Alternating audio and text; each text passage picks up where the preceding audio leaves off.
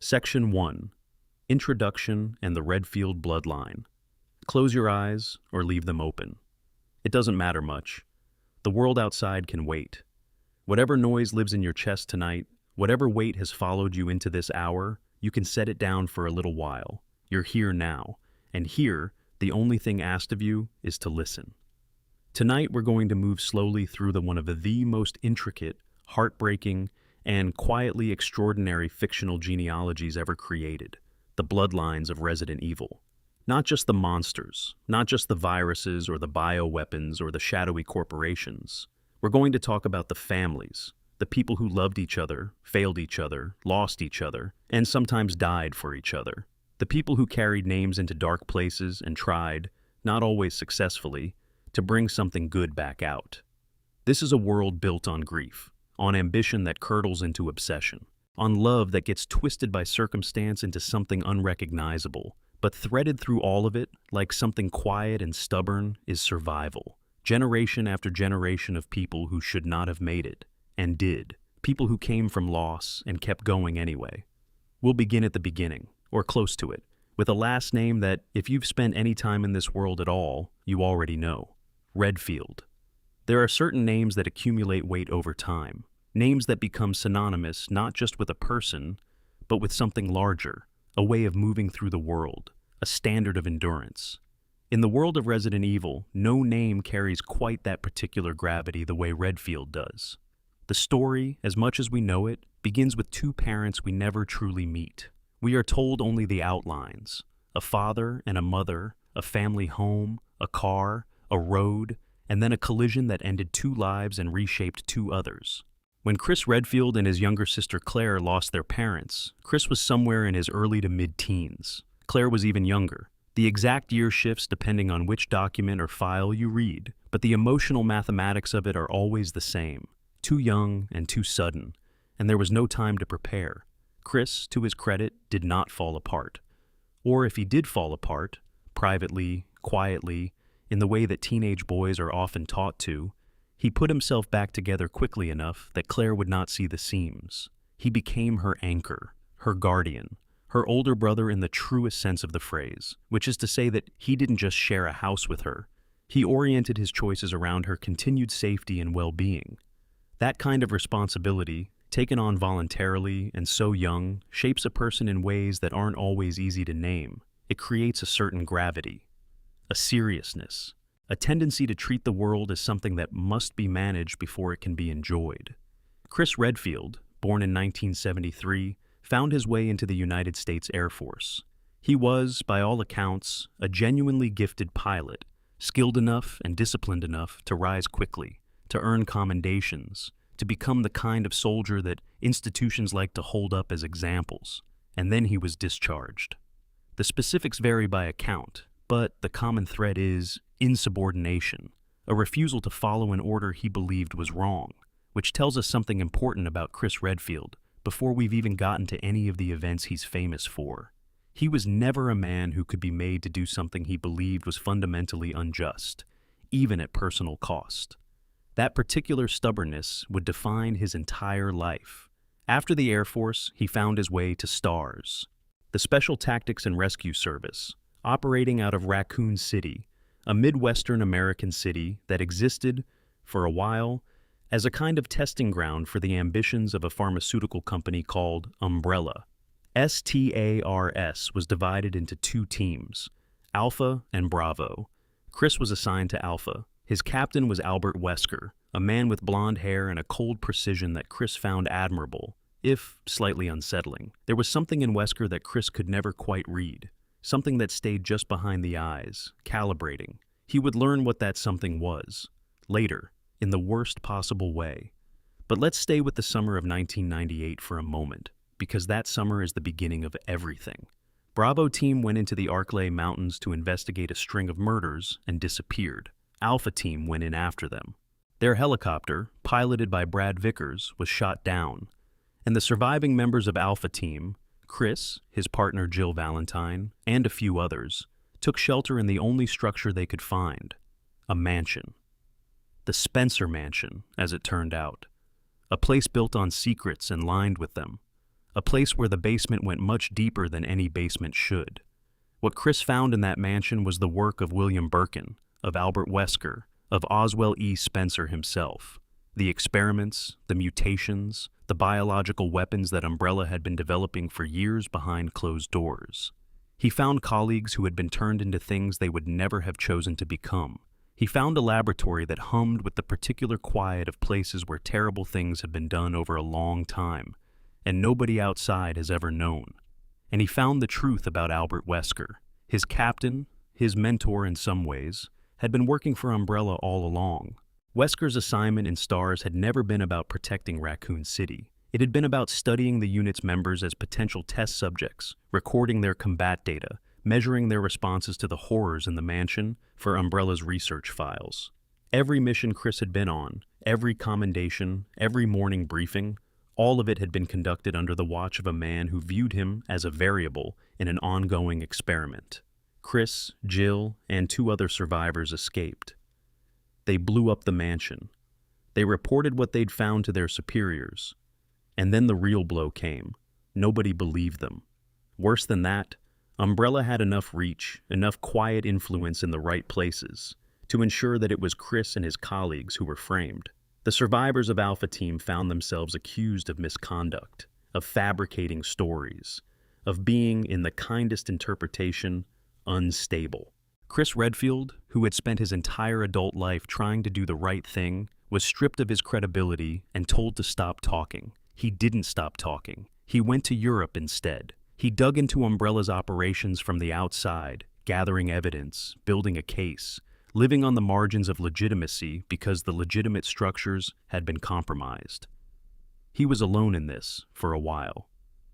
There's something quietly harrowing about that image. Chris, in some rented room in some European city, surrounded by files and photographs, trying to build a case against a corporation that owned half the world's politicians. He believed in what he was doing. He kept going. Meanwhile, back in Raccoon City, September of 1998, the thing that was always going to happen finally happened. The T-virus, one of Umbrella's premier bioweapons, leaked into the city's water supply. What followed was a catastrophe of a scale that the modern world had no real framework for. The population of Raccoon City, somewhere between 100,000 and 300,000 people, depending on the source, was infected and transformed over the course of days. The government, after considerable deliberation, made the only decision that seemed to stop the spread. They destroyed the city. A missile strike, a flash of light, and then where Raccoon City had been, there was only wreckage and silence. Claire Redfield had been in Raccoon City when it fell. Claire, born in 1979, was 6 years younger than her brother, and, in some ways, a different expression of the same core material. Where Chris had gone formal, military, institutional, disciplined, Claire had remained more fluid. She was a motorcyclist. She was studying at university. She had the same fierce stubbornness as her brother, the same refusal to leave people behind, but she carried it differently. Less as a weight and more as a kind of forward momentum. She went to Raccoon City looking for Chris and found, instead, an outbreak. What Claire did in those days, partnering with a rookie police officer named Leon Kennedy, protecting a young girl named Sherry Birkin, navigating the ruins of a city that was eating itself alive, says everything about who she is. She didn't have military training. She didn't have a rescue team. She had instinct and stubbornness and a refusal to abandon the people who needed her, which, as it turns out, is sometimes enough. She escaped. She went looking for Chris. The search took her to Rockford Island, a private prison facility run by the Ashford family, where she became a prisoner. She escaped again. She pursued a thread that led her to Antarctica, to another Umbrella installation carved into the ice. And there, in that cold and inhospitable place, she finally found her brother. They fought their way out together. They survived. That reunion, 2 siblings who had spent months in separate nightmares, finally in the same room, is one of the quietest, most human moments in this entire sprawling saga. 2 people who had both every reason to believe the other might be dead, standing in the same frozen corridor, alive. The game doesn't linger on it. There's no slow camera pan, no swell of music held too long. There's too much still to survive, but it's there. In the years that followed, Chris became a founding member of the BSAA, the Bioterrorism Security Assessment Alliance, an international organization dedicated to combating the spread of biological weapons. He spent the first decade of the 2000s as one of its most effective field operatives, traveling to outbreak zones across the world, stopping threats before they could become catastrophes. He was, by any measure, one of the most important counterterrorism operatives alive. But survival has a cost. And Chris Redfield, who had been surviving since he was a teenager, was carrying a debt that kept growing. In West Africa in 2009, he finally confronted Albert Wesker, the mentor who had deceived him, the man who had used his entire unit as test subjects, the human being who had, somewhere along the way, stopped being entirely human. Wesker, injected with a prototype virus, had become something almost mythological in his capabilities, faster, stronger, effectively unkillable by conventional means. The confrontation required Chris to do things that pushed the limits of what anyone should be asked to do. The ending was violent and definitive, but even endings have costs. In 2012, in Eastern Europe, Chris led a BSAA team into an operation that went catastrophically wrong. His entire squad was killed. Chris, subjected to an amnesiac bioweapon, lost his memories of the event and spent months living under a false identity, believing himself to be a mercenary. When his memories returned, pieced together from fragments, traumatic and incomplete, the weight of what he'd lost nearly broke him. Men he'd trained, men he'd led, men who had trusted him, gone. There was a version of Chris Redfield that night who considered never coming back. He came back. Claire, meanwhile, had found her calling in a different arena. She joined TerraSave, a non-governmental organization focused on the welfare of survivors of biological terror events, the people left behind after the shooting stops, the civilians who have to rebuild lives in the aftermath of things they never consented to experience. It's a different kind of heroism than her brother's, quieter and perhaps more sustained. While Chris operated at the acute end of the crisis, the moment of maximum danger, Claire worked in the long tail. The recovery. The human cost after the headlines had moved on. That instinct had been there since Raccoon City, since she'd stayed with Sherry Birkin when a child needed protecting. It was there on Rockford Island when she'd protected a young woman named Steve Burnside, who had, through no fault of his own, been born into the Ashford nightmare.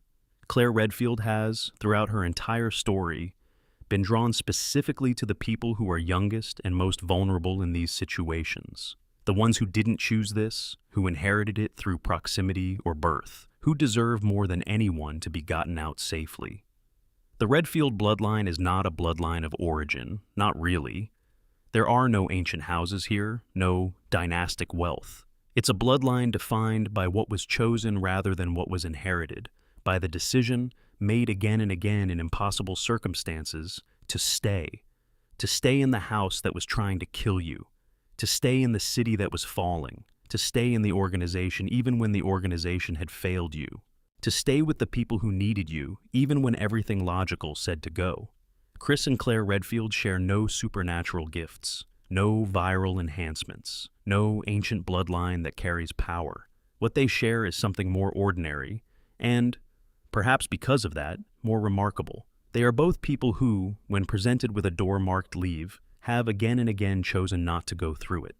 If you're enjoying this journey through the families of Resident Evil, take a moment to leave a comment below. It means more than you might think. And if you'd like to follow along as we go deeper into these bloodlines, a subscription will make sure you never miss the next story. The families are just getting started. Section 2. The Spencer lineage and the architecture of ambition. To understand where all of this begins, you have to go back before the outbreaks, before the viruses, before the laboratories and the briefcases and the men in hazmat suits. You have to go back to a young man sitting in a library somewhere in Europe, sometime in the early 20th century, reading about a flower. Oswell Spencer was born, as near as can be determined, sometime in the early 1920s. He was English, aristocratic by birth, and possessed of the particular kind of intelligence that comes coupled with an absolute absence of humility. He was brilliant. He knew he was brilliant. And somewhere in his education, in the books he consumed, and the ideas he turned over in his mind in the quiet hours, He arrived at a conclusion that would shape the next several decades of global history, that humanity, as it currently existed, was insufficient. This is not a new idea. The 20th century was littered with men who believed that the human race needed to be improved, filtered, upgraded, corrected. What made Spencer different was not the idea itself, but the method he chose to pursue it, and the resources he was ultimately able to bring to bear on that pursuit. Spencer's worldview was built on a foundation of social Darwinism, the belief that competition and selection pressure produce superior organisms, and that the same logic should be applied deliberately to human beings. But Spencer did not stop there. He went further. He believed that the appropriate vehicle for forced human evolution was not social engineering or selective breeding in the conventional sense. Too slow, too uncertain, too dependent on the cooperation of people who couldn't be trusted to make the right choices. No. Spencer believed the vehicle was biological, viral. He wanted to create a new humanity, not metaphorically, literally. A species that was stronger, faster, more durable, more capable. A species that would render ordinary human beings obsolete in the same way that Neanderthals had been rendered obsolete by their successors. And Spencer believed he could do it. He believed he had the intelligence to design the tool and the will to deploy it. What he needed was money, time, and the right scientific minds. He found the money through his family's aristocratic wealth and through the business empire he began building in the post-war years. He found the time and the scientific minds. Well, that's where the story becomes something more complicated and more interesting. Spencer did not invent the virus that would eventually become the cornerstone of Umbrella's research. He found it, or more precisely, he was pointed toward it. His formal education had brought him into contact with a researcher named James Marcus, a man of roughly his own generation, equally brilliant, equally convinced of his own genius, but different in crucial ways. Where Spencer thought in geopolitical and evolutionary terms, Marcus thought in biological ones. Marcus was in love with the science for its own sake. He found the progenitor virus, the ancient foundational mutagenic agent that would eventually be the source of everything, and he was consumed by it, the possibilities it offered, the things it could be made to do.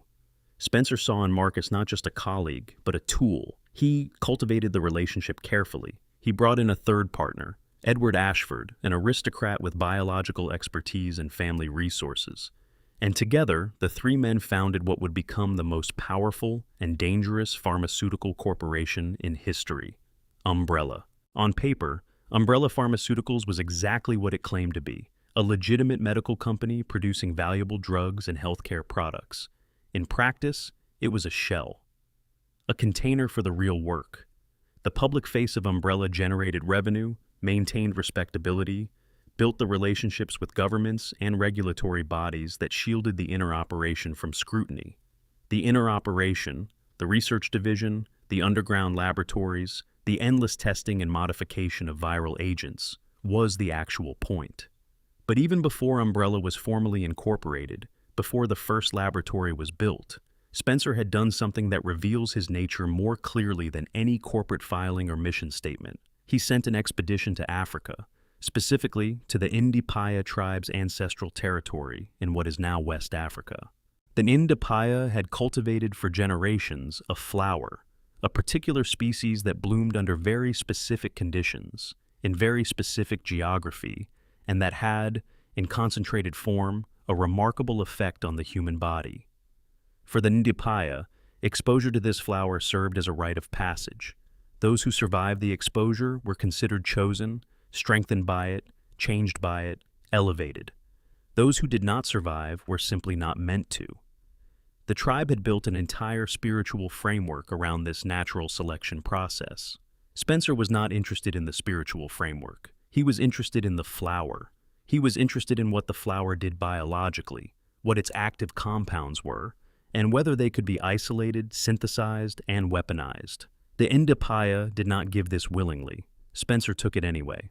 The expedition he funded, using members of what would eventually become the foundation of Umbrella's paramilitary research teams, forced its way into Ndipaya territory, collected samples of the flower, and left. What the expedition cost the Ndipaya in blood and cultural damage, Spencer never documented. It didn't matter to him. The flower was the progenitor virus in its natural state, and it was the foundation of everything. Back in Europe, Spencer, Marcus, and Ashford began building their empire. The Spencer Mansion, that grand, baroque, nightmare-haunted building in the Arklay Mountains of America, was one of the earliest and most elaborate constructions. It was not, despite its appearance, a home. It was a laboratory complex disguised as a home, built above a much larger facility buried in the rock beneath it, the Arklay Research Center. The place where the first generation of viral weapons was developed, tested, and refined. Edward Ashford was the first of the three founders to die. His death was, in its way, symbolic of everything that was wrong with the project he'd helped create. He was killed by a virus. His own research turned on him. His son Alexander was left to carry the Ashford name forward, but Alexander lacked his father's scientific gifts, and the shame of that inadequacy would drive him toward increasingly desperate measures of his own. But that story belongs to another section. James Marcus, for his part, made genuine advances in the early years. His work with what he called the T-virus, a derivation of the progenitor designed for mutagenic rather than immunological purposes, produced results that Spencer found both useful and concerning. Marcus was brilliant, yes, but his relationship with his own research was becoming something Spencer recognized as a liability. Marcus was emotionally attached to his work in ways that made him unpredictable. He was training young researchers without Spencer's approval. He was developing ideas about what the T-virus should be used for that didn't align with Spencer's vision. Spencer made a decision. In 1978, Albert Wesker and William Birkin, two teenage prodigies who had been recruited by Umbrella straight out of their academic programs, who had been Marcus's own students, whom Marcus himself had shepherded and trained, were sent to the Umbrella Management Training Facility with an assignment. Marcus had to be eliminated. They killed him, or they believed they did. They shot him, they left him for dead in his own laboratory, and they reported back to Spencer that the task was complete.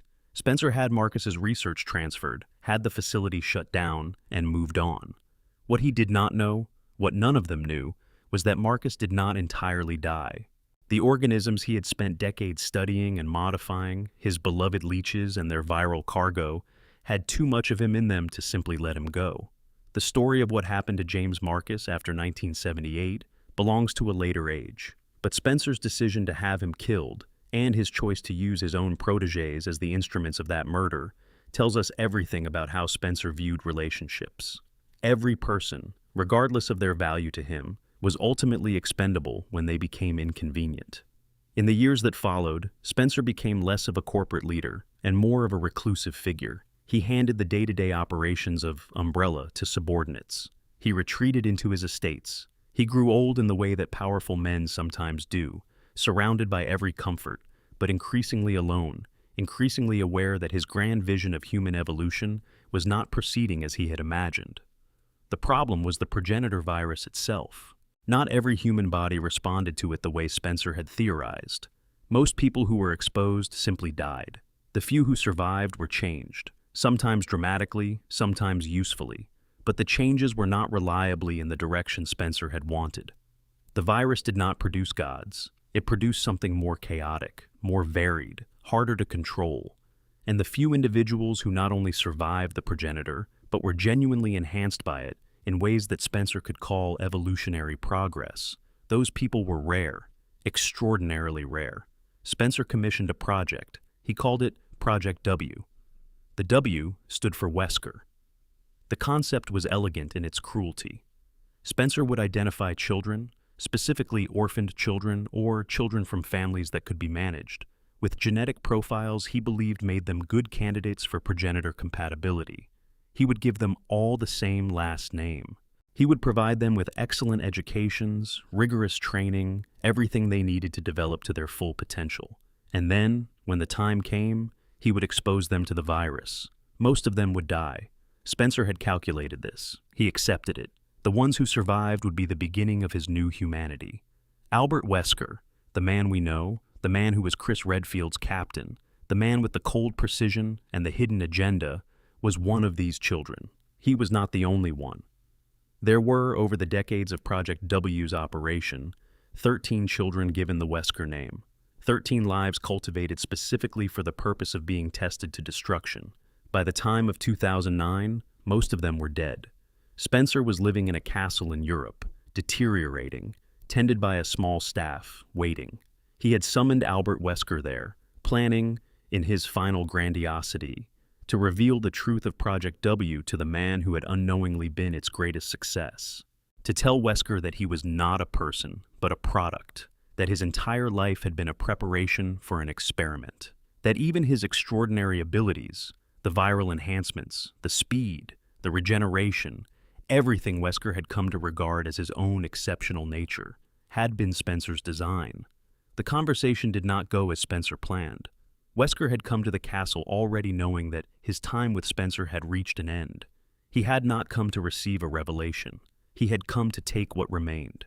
When Spencer finished his speech, the grand soliloquy about gods and evolution and the new world he'd tried to build, Wesker's response was simple and physical. He killed him. He left Spencer dead in his chair in that drafty European castle, and he walked out. Oswell E. Spencer, who had believed himself to be the architect of the next stage of human evolution, died alone, in the chair he'd been slowly dying in for years, killed by the very project he had considered his masterwork. There is something almost classical about that ending. The creator destroyed by the creation, the tyrant unmade by the weapons he'd designed. But it lacks catharsis. Spencer didn't understand what he'd done wrong. He died believing, even in his last moments, that he had simply run out of time. He never understood that his entire project had been poisoned from the root, that the desire to design humanity from the top down, to decide unilaterally which lives were worth continuing and which were material for experiments, is not ambition. It is a kind of violence dressed in the language of science. And the laboratory in which that violence is conducted, however white the walls and however legitimate the paperwork, is still a place where people are broken apart for someone else's idea of progress. The Spencer line ends with him. He had no children, at least none acknowledged. His estate was absorbed into the wreckage of Umbrella's legal collapse. The laboratories were destroyed or abandoned. The research, fractured and scattered, continued in other hands. What Spencer left behind was not an heir. It was a wound distributed across dozens of lives that had been shaped by his project without their knowledge or consent. And those lives, particularly the one called Albert Wesker, are a story all their own. Section 3. The Wesker Bloodline, Children Made into Weapons. There is a question that follows Albert Wesker everywhere, through every encounter and every revelation. And the question is this: who was he really before they made him into what he became? We will probably never have a fully satisfying answer. The records from Project W are fragmentary by design. Spencer was careful about what he committed to paper, and what was committed to paper was largely destroyed when Umbrella collapsed. What we know of Wesker before his recruitment into the program comes primarily from second-hand accounts and inference. He was a child. He was intelligent, unusually, markedly intelligent. He was placed into the program before he was old enough to fully understand what was being done to him or what he was being prepared for.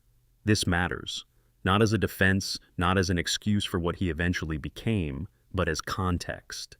The man who murdered James Marcus, the man who manipulated his entire STARS unit, the man who eventually tried to release a global plague to precipitate the extinction of ordinary humanity and the emergence of a new race, that man was built.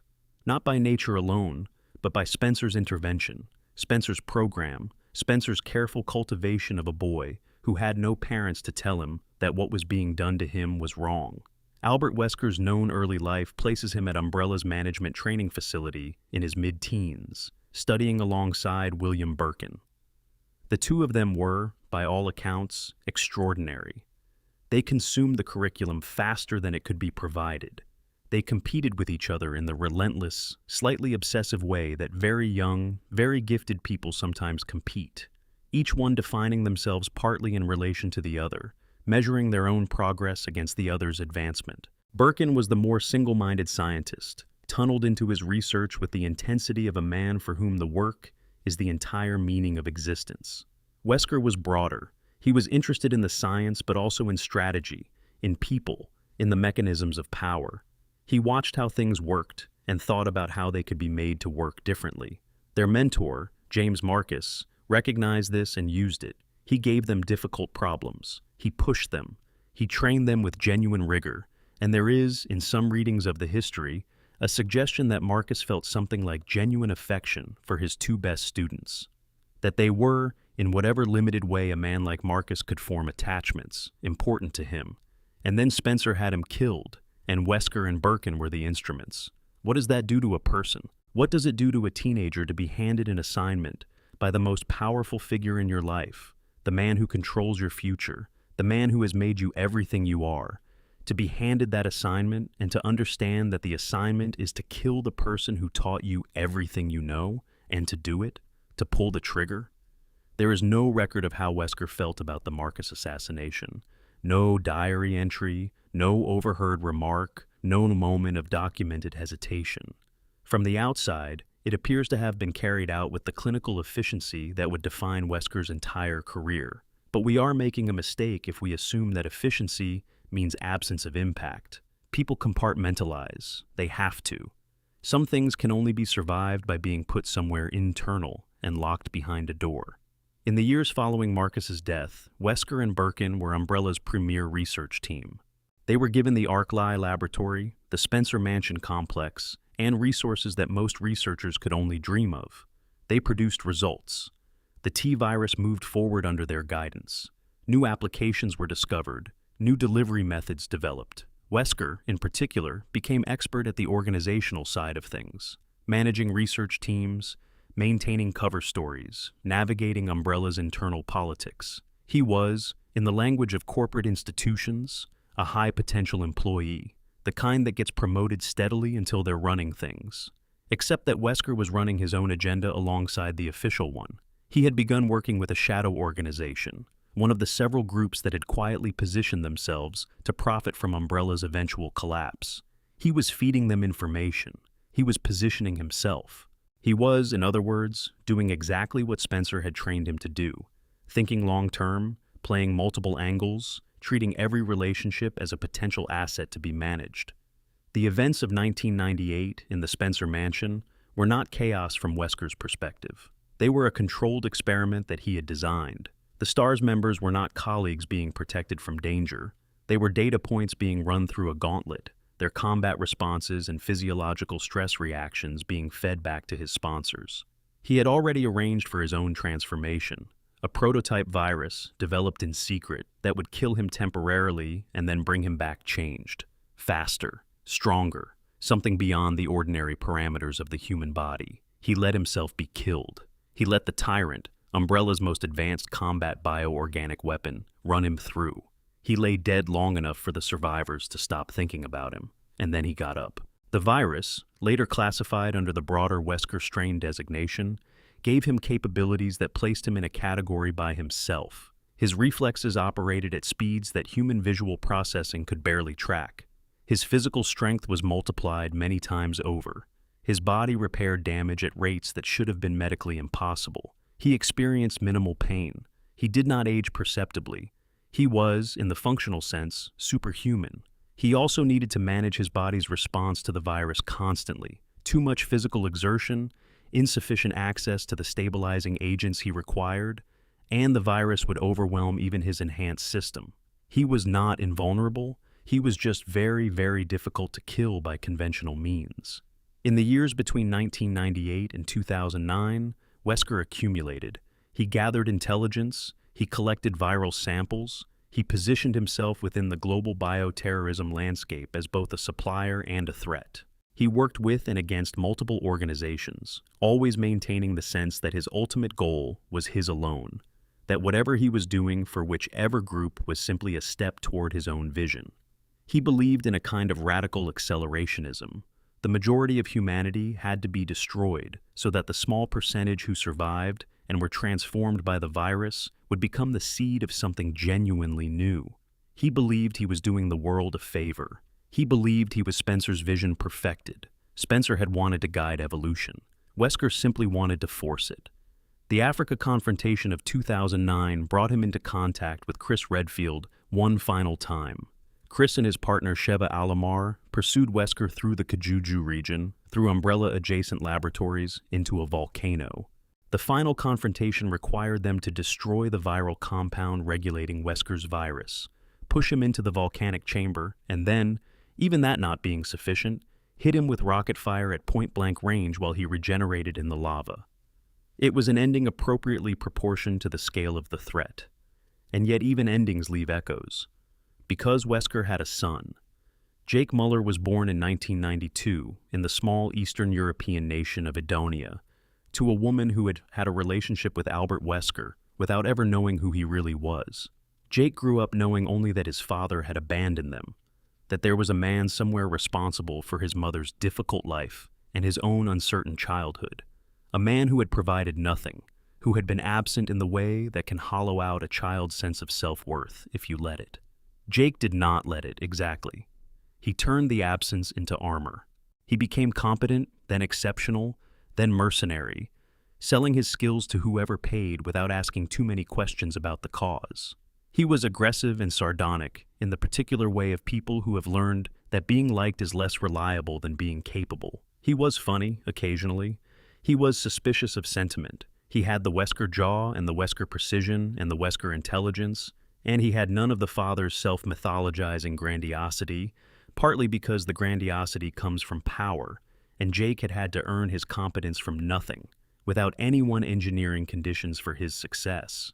When the events of 2013 brought Jake into contact with BSAA operatives, including Chris Redfield, the truth came out. Jake carried in his blood a natural immunity to the C virus, the latest iteration of the mutagenic agents Umbrella's legacy had spawned. His antibodies were the potential foundation of a vaccine. His body, apparently, had inherited something from his father's viral transformation. Not the capabilities, but a kind of resistance, a negative space where infection could not take hold. There's something almost poetic in that. Albert Wesker had tried to create a new humanity through the virus. His son, without any such ambition, carried in his blood the thing that could protect ordinary humanity from the virus. The father's weapon undone by the son's biology. Jake survived. He was compensated for the use of his antibodies. He disappeared into a more private life, having contributed to the defeat of a global biological threat without ever having sought out that role. His relationship with Chris, the man who killed his father, is complicated in the way that all relationships between people who need each other but have every reason to distrust each other are complicated. They did not become friends, but they did not become enemies. They existed in the space between, which is perhaps the best that could be expected. And then there is Alex Wesker. Of the 13 children of Project W, Alex was arguably the one Spencer had invested the most hope in. Where Albert had been Spencer's instrument of evolution, his successor by design, Alex was Spencer's intended inheritor, the one he had chosen to receive his collected research, his philosophy, his biological legacy. She had survived the progenitor virus. She had emerged from it enhanced, if not in the same way as Albert. She was brilliant and ruthless and deeply, profoundly afraid of death in the way that people who have been forced to think about mortality since childhood sometimes are. Spencer sent her to an island, gave her access to his archives, his research, all of it. And then Spencer had the resources redirected and effectively abandoned her, as he had abandoned everyone eventually. Alex, believing herself forgotten, descended into something between desperation and madness. She was working on a project of her own, a method of consciousness transfer, of self-preservation beyond the death of the biological body. She wanted, simply and absolutely, to not die, not the abstraction of it, specifically, particularly, her own death, her own ending. She found a candidate, a young girl named Natalia Komorsky, orphaned in the Eastern European terrorism campaigns of the early 2000s, a child who, for reasons that remain not entirely understood, had a particular neurological sensitivity that made her suitable. Alex performed a transfer, or what she believed was a transfer. And then she destroyed her own body, confident that she had relocated her consciousness into the child. What actually happened in that process, which of them survived intact, which parts of each were preserved or lost, is a question the story does not entirely answer. What we know is that the girl called Natalia existed after the event, and that she was in some ways recognizably a child, but in other ways something complicated and dual. She was eventually found, eventually helped, eventually given something like care and continuity. The full implications of what Alex did to her remain one of the more disturbing open threads in the Wesker legacy. The Wesker bloodline is a bloodline born from theft. Spencer stole these children's freedom before they were old enough to understand freedom. He stole their identities and replaced them with an assignment, to be tested, to be selected, to become his tools. The fact that Albert Wesker turned that stolen power toward his own ends rather than Spencer's doesn't rehabilitate the origin. The fact that Jake Muller built something genuine and self-determined out of an inherited legacy of violence and exploitation, that is actually remarkable. The Wesker name, by the time Jake is done with it, carries something different than it did before him. Still complicated, still shadowed, but faced forward, which is more than could be said for either of the Weskers who came before. Section 4. The Ashford Dynasty. A name in ruins. If the Spencer lineage is a story about ambition that consumes everything it touches, then the Ashford Dynasty is a story about a different kind of destruction. The slower, quieter kind that comes from trying to hold on to something that has already slipped through your hands. It is a story about a family that started with genuine greatness, lost it, and then spent generations trying to manufacture it back into existence through increasingly desperate means. Begin with the patriarch. Edward Ashford, the third founder of Umbrella, was a man of genuine scientific distinction. He was an aristocrat by birth. The Ashford family had been notable in certain European circles for generations, their name carrying the kind of weight that old money and old credentials provide in academic and social settings. But Edward was not coasting on inheritance. He had earned his place at the table of Umbrella's founding through legitimate expertise. His understanding of biological systems, of the theoretical applications of the progenitor virus, was real. He contributed ideas, not just funding and social legitimacy. He also died relatively early in the project, before Umbrella's true nature had fully manifested. His death was viral, an exposure to a prototype agent that his body could not manage. There is irony in this, of course, but it is not the same irony as Spencer's ending. Edward Ashford was not killed by something he'd built to kill others. He was killed by something he was genuinely trying to understand. The distinction matters. His death left two things: the Ashford name, which retained significant social and institutional weight in the circles where Umbrella operated, and a gap in the scientific triumvirate that his son Alexander would spend his life failing to fill.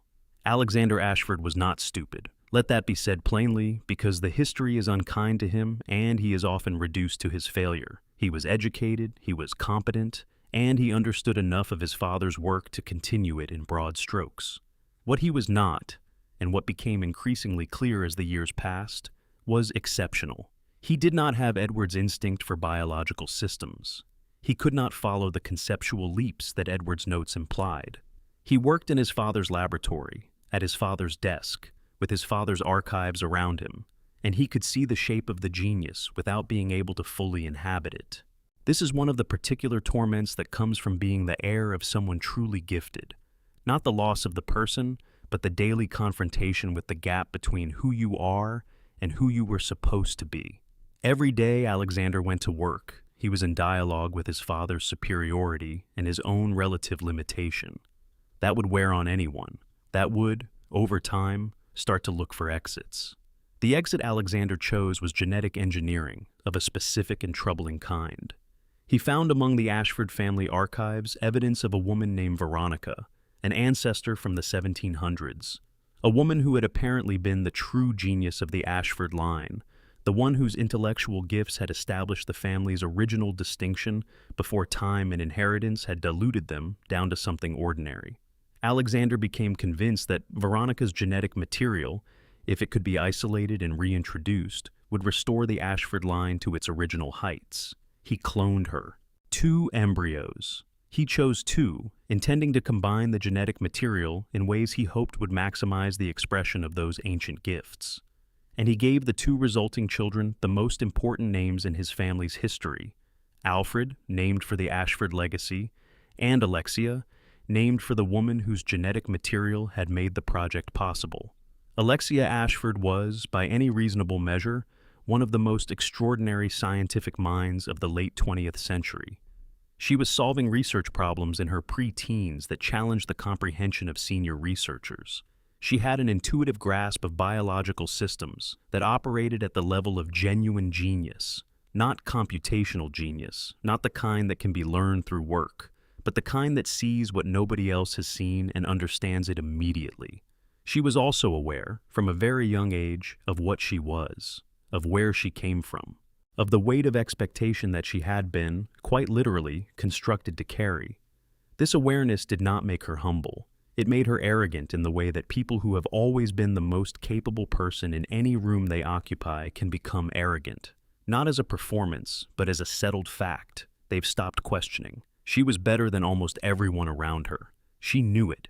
She was not particularly interested in pretending otherwise. Her brother Alfred occupied a different position in this architecture. He was intelligent, above average by any normal standard, but standing in the shadow of his sister's specific and overwhelming brilliance, he was ordinary. He was the unremarkable twin, which is a particular kind of ordinary that comes preloaded with shame and compensatory pathology. Alfred loved his sister with the intense, consuming, slightly distorted love of someone who has only ever truly known one other person. She was his anchor, his frame of reference, his entire world in the way that twins sometimes construct entire worlds from each other. He was also, deeply and perhaps inevitably, something like an extension of her rather than a fully independent person. Alexia, at age 15, made a decision that altered everything. She had been working on her own derivative of the T virus, a project she called the T Veronica virus, named for the ancestor whose genetic legacy she carried. The T Veronica was, in Alexia's conception, a virus that could not just mutate but actually integrate, that could genuinely merge the viral and the human, producing a stable, super-intelligent, enhanced organism rather than the unstable, largely monstrous results that most viral experiments produced. The key, she believed, was patience. The integration process had to be slow. The human body had to be given decades to adjust. The virus and the host had to learn each other. She injected herself and then directed Alfred to place her in cryogenic suspension for 15 years. Alfred complied. He sealed his sister into the cryo chamber himself, watched the process begin, and then faced the prospect of 15 years alone. What 15 years does to a man who was never entirely stable to begin with, in a remote Antarctic installation, without the only person who had ever really mattered to him, managing the operations of a deteriorating private facility under the distant oversight of an umbrella corporation that was itself declining. What 15 years does to that man is not pretty. Alfred went mad, not all at once, gradually. He developed a second identity, performing Alexia's role for himself, wearing her clothes, speaking in her voice, maintaining the fiction that she was still present. He ran the Rockfort Island facility with a cruelty that seemed to escalate in proportion to his loneliness and instability. He became obsessed with protecting the Antarctic installation where Alexia slept, attacking anyone he perceived as a threat with the irrational ferocity of someone defending a religious site. He had a small private army. He had surveillance systems. He had a genuine incapacity, by the time our story reaches him, to distinguish between his own identity and his twin sister's. When Alfred finally died, in circumstances involving Claire Redfield, a confrontation in the Antarctic installation, the collapse of his remaining mental architecture, he was still reaching toward Alexia. His last conscious act was triggering the signal to wake her. She woke, and she was magnificent in the way that only dangerous things can be magnificent. The T. Veronica virus, after 15 years of quiet integration, had done what Alexia had theorized it would do. She had abilities that exceeded anything documented in Umbrella's files. She could control organisms that shared her viral strain. She could generate biological energy in quantities that translated to physical attacks of extraordinary power. Her intelligence, if anything, had increased. She had become what she had always believed she was becoming, something beyond the ordinary parameters of her species. She was also, fundamentally, no longer what could be called human in the conventional sense. The virus had completed its integration, yes, but integration is a two-way process. The virus had changed her as much as she had changed the virus. Whether the consciousness that walked through the Antarctic base in the aftermath of her awakening was entirely the same consciousness that had designed the experiment and entered the cryo chamber was a question Alexia herself could not fully answer. What she wanted, when she woke, was unclear even to those who observed her. Dominion, certainly. Validation of her lifelong belief that she was exceptional. Perhaps continuation of the research on terms entirely her own. She did not have long to pursue any of it. Chris Redfield arrived in Antarctica, searching for his sister. What he found was the aftermath of Alfred's madness and the beginning of whatever Alexia had become. The confrontation was brutal and asymmetrical. Alexia, in full command of her transformed capabilities, against Chris, who had conventional weapons and the particular stubbornness that had gotten him through every impossible situation before this one. He survived. He won. Her final form, the last thing she became before being destroyed, was something the game does not fully explain, and perhaps cannot. It was enormous and biological and clearly beyond what she had intended when she made her Planet 15. The T. Veronica's integration had continued beyond the parameters she'd mapped. She had become more than she'd designed for. Whether that exceeded her vision or completed it is, finally, unanswerable. The Ashford line ends with her. Alfred was dead. Alexia was dead. Alexander Ashford, whose cloning project had produced both of his extraordinary and terrible children, died in Antarctica under circumstances that were not heroic. He was used as a test subject for the T. Veronica virus, his body transformed into something monstrous and kept in a basement as a guinea pig by his own daughter. The man who had wanted so desperately to restore the genius of his bloodline was destroyed by the expression of it. There is a particular sadness in the Ashford story that the Spencer story lacks. Spencer was monstrous and knew it and chose it. Alexander Ashford was someone who wanted something understandable, to live up to his father's legacy, to not be ordinary, and whose methods for pursuing that understandable want destroyed everything he loved. He was not evil, he was insufficient, and he could not accept his insufficiency, and that inability to accept it put two children into the world who were forged from his self-deception. Alexia was extraordinary. Alfred was tragic. The Ashford dynasty was, in the end, consumed by the same virus of ambition that consumed Spencer. The belief that greatness is a thing that can be manufactured, that genius can be reverse-engineered, that what you want badly enough you can make real regardless of what you have to build it from. The Ashford name is gone now.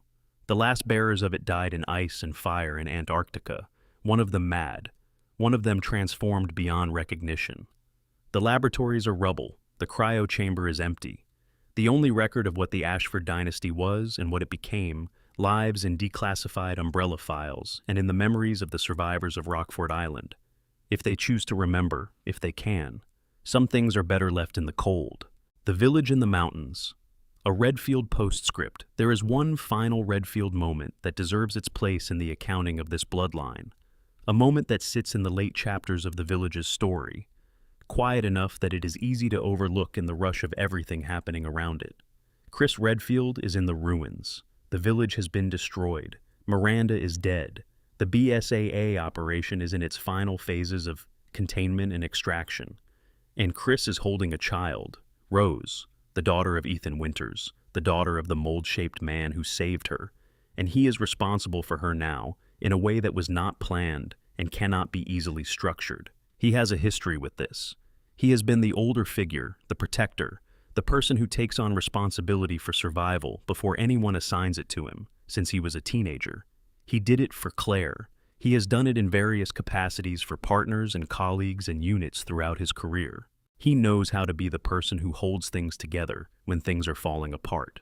But Rose is a child who has been through more in the first year of her life than most people experience in a lifetime, who carries in her biology the legacy of everything the Winters family and the mold and Miranda's century of experiments produced, who has no parents living. And Chris, who lost his own parents young, who built his entire identity around the project of protecting and surviving and going forward, takes her. He doesn't announce it. There is no formal ceremony in what the story shows us. There is just a man holding a child in the aftermath of a catastrophe, and the implicit continuation of the thing the Redfield bloodline has always done: carry what needs to be carried, protect what needs to be protected, and keep going.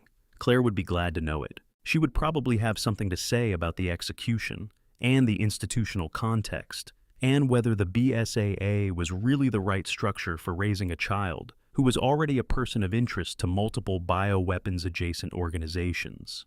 But the impulse, the Redfield impulse, the one that shows up in both siblings in their different registers, she would recognize it immediately.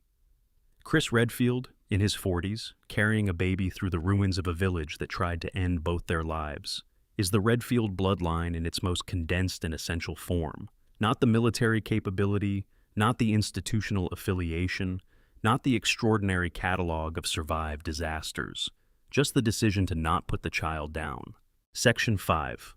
The Trevor family, the first victims. There is a category of tragedy that we might call foundational, the kind that happens before the world knows it needs to be paying attention, before the institutions that might have intervened have assembled themselves, before anyone with the power to stop it has any reason to try.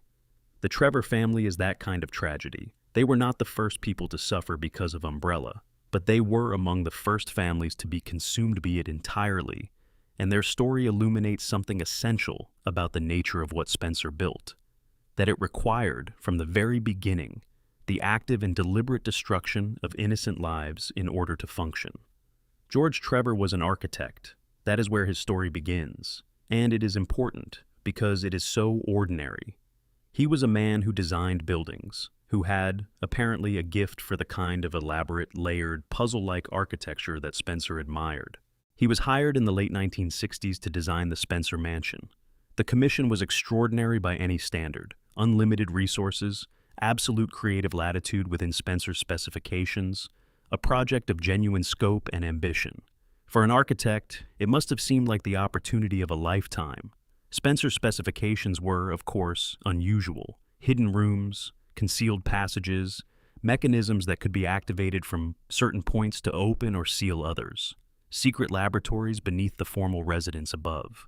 The kind of architecture that is only built by someone who intends for the building to do something other than simply be beautiful or functional, who intends for the building to control, to contain, to confuse. George Trevor designed all of it. He worked on the Spencer Mansion for years, and he was good at it. Spencer's correspondence from this period suggests genuine satisfaction with Trevor's work. The man had delivered exactly what was needed, which was a house that would function as a laboratory's camouflage and a security system's architecture simultaneously. And then Spencer made the decision that he had almost certainly planned from the beginning. George Trevor had to be disappeared. He knew too much. He had designed the building and therefore knew every secret it contained, every hidden room, every concealed passage, every mechanism. If George Trevor were to talk to the wrong person, to be interrogated, to simply write his memoirs someday, the carefully maintained fiction of the Spencer Mansion as a private estate would collapse. Spencer could not have that. He would not have that. Spencer invited George Trevor and his family to visit the mansion as guests. It was presented as an honor, the architect coming to see his creation inhabited, to experience the finished product. Trevor brought his wife Jessica and his daughter Lisa. They arrived. They were welcomed. They were never allowed to leave. Jessica and Lisa Trevor were separated from George almost immediately and taken to the Umbrella laboratories beneath the mansion, where they became test subjects for viral research. George was allowed to remain in the mansion itself, a kind of extended imprisonment that seems, in its design, almost theatrical. He wandered the house he had built, for weeks, for months, unable to find the exits he knew existed because the mechanisms that operated them had been concealed from him during construction. He had built a labyrinth, and he was placed inside it. He left notes throughout the mansion, messages to his family, to anyone who might eventually find them, that are among the most quietly devastating documents in the entire Resident Evil world. Notes from a man who understands what has happened, who is not entirely sure why it has happened, who is growing weaker, who loves his wife and daughter and knows he will not see them again. He died in the mansion, alone, having exhausted every option. The exact cause is not documented. It doesn't matter. He was a man who designed a beautiful, terrible thing for someone who used it to destroy him, and his ending was as complete as his betrayal. His wife Jessica was taken into a different kind of horror. She was used as a test subject for early viral research, experiments that the documentation describes with the clinical remove of someone who has decided that the people in the laboratory are not actually people. She did not survive the experiments for long. Her body was disposed of. Her family was not informed, because her family had also been disappeared. Lisa Trevor is the heart of this story, and the reason the Trevor family is remembered at all. Lisa was a child when she was taken. A young girl, perhaps in her early teens, taken away from her father and her mother and placed in a laboratory and subjected to viral experimentation. The kind of experimentation that was designed to produce usable data regardless of what it cost the subject. The kind of experimentation that is, in the plainest language, torture conducted under scientific conditions. Lisa Trevor did not die. This was unexpected. This was, from Umbrella's research perspective, actually interesting. The viral agents being tested on Lisa produced unusual results, not the standard progression to transformation and instability, but something stranger. Her body adapted, it integrated, it absorbed the modifications and remained functional in ways that should have been impossible. She developed a kind of biological resilience that the researchers found genuinely scientifically valuable. And so they kept testing, and she kept not dying, for 30 years. For 30 years, Lisa Trevor was a prisoner in Umbrella's facilities, subjected to ongoing experimentation, treated as a research asset rather than a person. The damage done to her in those decades was comprehensive. Her body was transformed. Her mind was fractured. She lost coherent memories, lost stable sense of self, lost the ordinary continuity of consciousness that makes a person, rather than a collection of responses and impulses. What she did not lose somehow was the emotional residue of her family, her mother. She remembered her mother, or she remembered something that functioned like a memory, an impression, a need, a searching that never resolved. She wandered the Spencer mansion and its surrounding grounds, enormous and inhuman and deeply, absolutely human in her grief, looking for the family that had been taken from her. She kept journals. The journals are the most harrowing documents in Resident Evil's archive. They are incoherent in places, looping, fractured, the writing of a mind that has been subjected to 30 years of trauma and modification. But they are recognizable as the writing of someone who is still, at some fundamental level, trying to communicate, trying to be understood, trying to say, I was a person, I had a mother, I am looking for her. I have been looking for her for a very long time. In 1998, during the events at the Spencer Mansion, Chris Redfield and Jill Valentine encountered evidence of Lisa, signs of her presence, her journals, the rooms she had inhabited, and the things she had done. They also encountered her directly, or at least her presence as a threat in the environment. She was dangerous by this point, physically formidable in ways that were the direct result of 30 years of involuntary modification. She was also sad, in a way that translated through the horror, in the way that real grief always does. Lisa Trevor was never rescued. She was not killed in the mansion's destruction. Her body had, by this point, a resilience that even industrial-scale demolition could not defeat. What happened to her after the mansion was destroyed is unclear. In some versions of the narrative, she is last seen at her mother's grave, near the mansion grounds. In the one place that gave her continuity, the one fixed point in her fractured world. Whether she continued to exist after that, and in what form, is unknown. The Trevor family did not deserve what happened to them. That is the simplest thing that can be said about them, and in some ways, it is the most important. George Trevor was a craftsman who took a commission. Jessica Trevor was a woman who accompanied her husband on what was presented as a professional visit. Lisa Trevor was a child who went where her parents went. None of them were participants in the world of viral research or bioterrorism or the politics of human evolution. They were ordinary people who had the catastrophic misfortune of being useful to Spencer and then inconvenient to him, and that usefulness and that inconvenience destroyed all three of them. Lisa's mutation also contributed indirectly to the development of the Ne-alpha parasite, a bioweapons component that would appear in later stages of Umbrella's research. Her unique resistance, analyzed and studied over decades, informed research that extended far beyond her own suffering. Her body was a laboratory that was never closed. The data extracted from her was used. The weapons built from that data were deployed. The chain of causation that begins with a child being taken from her father runs in invisible threads through decades of subsequent horror. There are no Trevors alive today. The line ended with Lisa, or perhaps ended with George, in the labyrinth he built, writing notes to a family that could not read them. There is no monument, No acknowledgement in the official histories, no public record of what was done to them. What remains is the journals, fragmented and sorrowful, and the memory of a girl looking for her mother in the dark. She never found her. Section 6. The Birkin family. Genius in a test tube. There are people in this world for whom work is not a component of life, but rather its substance. For whom the distinction between professional identity and personal identity has never really been established, has perhaps never existed at all. William Birkin was one of these people. He was also, at his best, genuinely one of the most brilliant biological researchers of the 20th century. And he was also someone for whom the collapse of that distinction between work and self had consequences that extended far beyond his own life. William Birkin was born in 1952. He arrived at Umbrella's management training facility as a teenager alongside Albert Wesker, and the two of them constituted a generation of scientific talent that the corporation had never seen before and would not see again. Where Wesker was broad, interested in the science but also in power, in strategy, in the architecture of institutions and plans, Birkin was narrow in the way that true genius sometimes is. He found a problem and he went into it completely. He disappeared into it. The G-virus was not just a project for William Birkin. It was, by the time of his death, something closer to an identity. Let us give him his due. The G-virus, the Golgotha virus, the agent that would eventually be responsible for the most dramatic single-event biological disaster in Raccoon City's final weeks, was a genuine scientific achievement.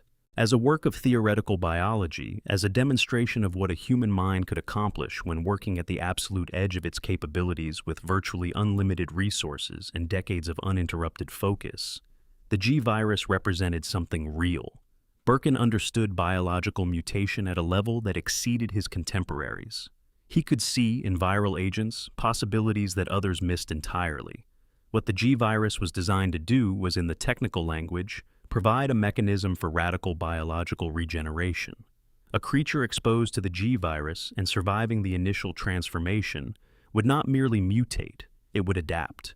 It would regenerate damage with alarming speed. It would, if the host was a sufficiently compatible biological match, attempt to reproduce through implantation, embedding larvae of itself into other organisms, trying to create new hosts. The G-virus wanted to continue. It was built for persistence. Birkin spent years on it. The G-virus consumed the prime of his career, his marriage, his relationships, the passage of time outside the laboratory. All of this ran in the background of his awareness, dimly registered and rarely prioritized. He worked. He refined. He published internally, within Umbrella's classified research system, results that his superiors found extraordinary. He had, in the midst of this, married. Her name was Annette, and she was herself a scientist, an immunologist of significant ability who had been drawn into Umbrella's orbit through talent and circumstance. Their marriage was a union of two people who shared a language, the language of biological research, of laboratory protocols, of data analysis, and who perhaps found in each other the kind of companionship that is possible between people who have never learned to talk about much outside their work. They had a daughter, Sherry. Sherry Birkin was born in 1986, in the Raccoon City that was her parents' professional home, into a household that was functionally a laboratory annex. Her parents were present in the physical sense and elsewhere in every other sense. They were kind to her when they remembered to be. They were not cruel. They were simply unable to fully prioritize a child when the work was always there, always demanding, always the most important thing. Sherry learned, early, to be quiet, to be self-sufficient, to not require too much, because requiring too much was not something the environment could accommodate. She had a pendant. Her father gave it to her, a heart-shaped locket that she wore around her neck. She did not know, for most of her childhood, that the pendant contained a sample of the G-virus, that the most dangerous biological agent in human history lived against her sternum. William Birkin had hidden it there, whether from sentiment or expedience, or both, in the way of people who do not always understand the difference. By 1998, Umbrella had decided to take the G-virus from Birkin, not compensate him for it, not negotiate, take it. They sent a team, Hunk's team, to extract the virus and eliminate Birkin as a loose end. It was the same calculation Spencer had made about James Marcus 2 decades earlier. The researcher had become inconvenient to the corporation. The researcher had to go. The difference was that Birkin, in the moment of his own destruction, had access to the thing he'd spent his life creating. He injected himself. The G-virus transformation began almost immediately. Birkin died, in the meaningful sense, within minutes of the injection. The person he had been, the consciousness and identity and memory that constituted William Birkin, began to break apart as the virus rewrote the biological architecture it was working with. What got up from that floor was not William Birkin. It was something that carried his cells and some fragmentary echo of his emotional landscape, something that recognized his daughter in some deep biological way without being able to be her father. It was a creature of almost purely viral purpose, to survive, to adapt, to implant, to continue. The G creature that moved through Raccoon City in September 1998 was, in the deepest sense, a tragedy wearing William Birkin's face. Annette was still herself. She had not been injected, had not been transformed. She moved through the disaster of Raccoon City, the outbreak spreading outward from the Nest laboratory beneath the city, the chaos in the streets above, the failure of every containment measure, as a person trying simultaneously to complete her husband's work and to protect her daughter, and failing at both through a combination of circumstances that were not entirely her fault, but were not entirely outside her control either. Her relationship with Sherry in those days is painful to trace. Annette was not equipped, as a parent, for what was being asked of her. The emotional availability required by a 12-year-old child who was also in mortal danger and who needed her mother to be present in ways that Annette had never mastered. She tried. She failed in the ways that emotionally unavailable parents fail their children, even in the midst of genuine efforts. She told Sherry things that were true but that a 12-year-old could not process. She prioritized the research at moments when she should have prioritized the child. She also, in her final act, gave Leon Kennedy the information he needed to create the devil suppressant that helped destroy the G creature. She died passing that information along. It was not redemption exactly. The word seems too large for something so contingent. But it was useful, and it was chosen. And in the world of Raccoon City in September 1998, that counts for something. Sherry survived. She survived because Leon Kennedy found her and protected her and refused to leave her behind. She survived because Claire Redfield, who had herself recently escaped that city once and come back into it, found her and stayed with her. She survived because there were people in Raccoon City who responded to a child in danger with the instinct to place themselves between the child and the danger. But surviving Raccoon City was only the beginning of what Sherry Birkin had to survive. The G-virus larvae her father had implanted in her, attempting, in the viral language of the thing he'd become, to continue himself through her, were suppressed by the devil agent. But the exposure had effects that extended beyond the immediate crisis. The U.S. government, having found in the wreckage of Raccoon City a 12-year-old girl carrying the biological legacy of one of the most dangerous viral agents ever created, made a decision that combined genuine interest in her well-being with an equally genuine interest in what her continued existence might offer them scientifically. They took custody of her. For years, Sherry Birkin was a ward of a classified government program, educated, protected, monitored, studied. She was neither a prisoner nor exactly free. The people responsible for her were not cruel, but they were also operating with a clear secondary agenda that Sherry, as she grew older, became increasingly aware of. She had been rescued and she had been kept, and the two things coexisted in a way that she had to find a way to live with. What she did with that life is actually one of the more quietly inspiring threads in the Resident Evil universe. Sherry Birkin became an agent of the Division of Security Operations, a U.S. government unit that operated in the space where national security and biological threat response overlapped. She became, in her professional capacity, someone who did what Leon had done for her. She located and protected people who were in danger from the kinds of threats she knew intimately. She carried the memory of what had happened to her family not as bitterness, but as a compass.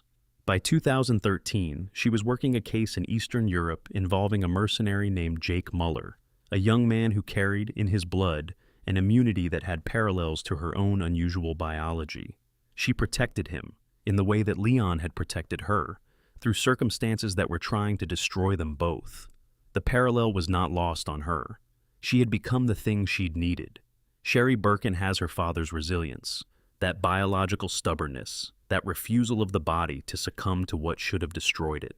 She has her mother's discipline and her mother's intelligence, applied to ends that would have confused and perhaps humbled Annette. She is, in the most direct sense, the best of her parents, the persistence without the obsession, the intelligence without the emotional vacancy. The Birkin family is a story about the consequences of treating people as secondary to work. William and Annette were not bad people. They were people who had been trained, from their earliest professional years, to place the work above everything, to measure the value of their choices by their scientific yield rather than their human cost. The cost of that habit of mind was their daughter's childhood. The cost of William's final choice was the city of Raccoon City. Sherry did not inherit the habit. That, in the context of this family, feels like triumph enough. Section 7. The Baker Family.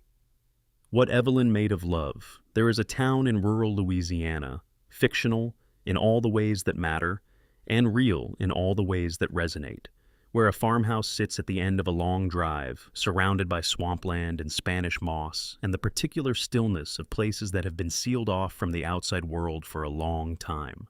The Baker property, and what happened there, to a family that had been, by all accounts, something close to ordinary, genuinely uncomplicated ordinary, is one of the more harrowing things this entire series has ever told. Jack Baker, in the time before, was a farmer. A big man, broad-shouldered, the kind of man who fixes things with his hands and knows his land the way people who have worked the same ground for generations come to know it. Not just intellectually, but in the body, in the feet. He had a wife, Marguerite, who cooked and kept the house and had opinions about everything, the way people who are at the center of their family's domestic life develop opinions because they've thought about things long enough to have them. They had 2 children, Lucas, their son, already grown and somewhat estranged from the warmth of the family's better moments, carrying his own complications into adulthood, and Zoe, their daughter, younger, who had grown up in the house and the swamp and knew both intimately. They were not a perfect family. Lucas Baker had cruelties in him that the record does not entirely explain, a coldness, a willingness to harm that predated Evelyn's influence. Marguerite had anxieties that manifested as control. Jack had a stubbornness that was sometimes strength and sometimes blindness. But they were a family. They sat at the same table. They knew each other's names and histories. They had the ordinary, complicated love of people who have shared a roof for a long time and will continue to share it. In 2014, a tanker carrying a shipment for a bioweapons organization called The Connections went down near the Louisiana coast. Among the cargo was a bioweapon, officially designated as E-Series, informally called Eveline. Eveline appeared to be a child, a girl, perhaps 10 years old, small and pale, and largely unremarkable in appearance. She was not, in any meaningful sense, ordinary. She had been created, engineered, specifically to produce and disperse an agent called the mold, a fungal pathogen of extraordinary capability that could infect human beings and, under the right circumstances, place them under Evelyn's psychic influence. She had been designed to be a weapon that embedded itself in human infrastructure by embedding itself in human relationships. She created families. She made people love her. She made people need her. And then she controlled them absolutely. She also wanted, somewhere in whatever passed for her emotional life, to actually be loved. Not controlled, not obeyed, actually loved. This distinction between the genuine thing and the manufactured simulacrum was the source of everything that happened on the Baker property, and it is the thing that makes the Baker story something more than a horror set piece. Evelyn infected the Baker family. The mold worked on Jack first, most completely. His large, powerful body became a vessel for the pathogen in ways that transformed him physically over the following 3 years. Marguerite was similarly infected, her infection taking on a particular character, the mold in her manifesting through the insects she cultivated, through the food she prepared, through the domestic routines that had always been the language of her love for her family. Even Lucas was infected, though he, possibly because of the coldness that was already native to him, related to the infection differently, using it for his own purposes while maintaining enough independent consciousness to serve as an informant for the connections. And Zoe was infected, but incompletely. She retained enough of herself, her own mind, her own will, her own desperate clarity about what was happening, to spend 3 years trying to find a way out, trying to protect the people who came to the property, trying to gather the information and resources needed to treat the infection, trying to hold on to the version of her family that had existed before 2014, even as that version became less and less accessible behind the mold's changes. 3 years. Think about what 3 years means in those circumstances. 3 years of watching your father become something that could regenerate from wounds that should have killed him, that move through the house with the particular authority of something that believes itself the ruler of its domain. 3 years of watching your mother go somewhere that was Marguerite, but not entirely Marguerite. The love still present, or something that wore the shape of love, warped into something that expressed itself through the mold and the insects and the obsessive feeding of people who had been reduced to the status of objects to be tended. 3 years of Lucas's cold amusement, his games, his traps, his enjoyment of the situation in ways that were harder to forgive than the others because they were chosen.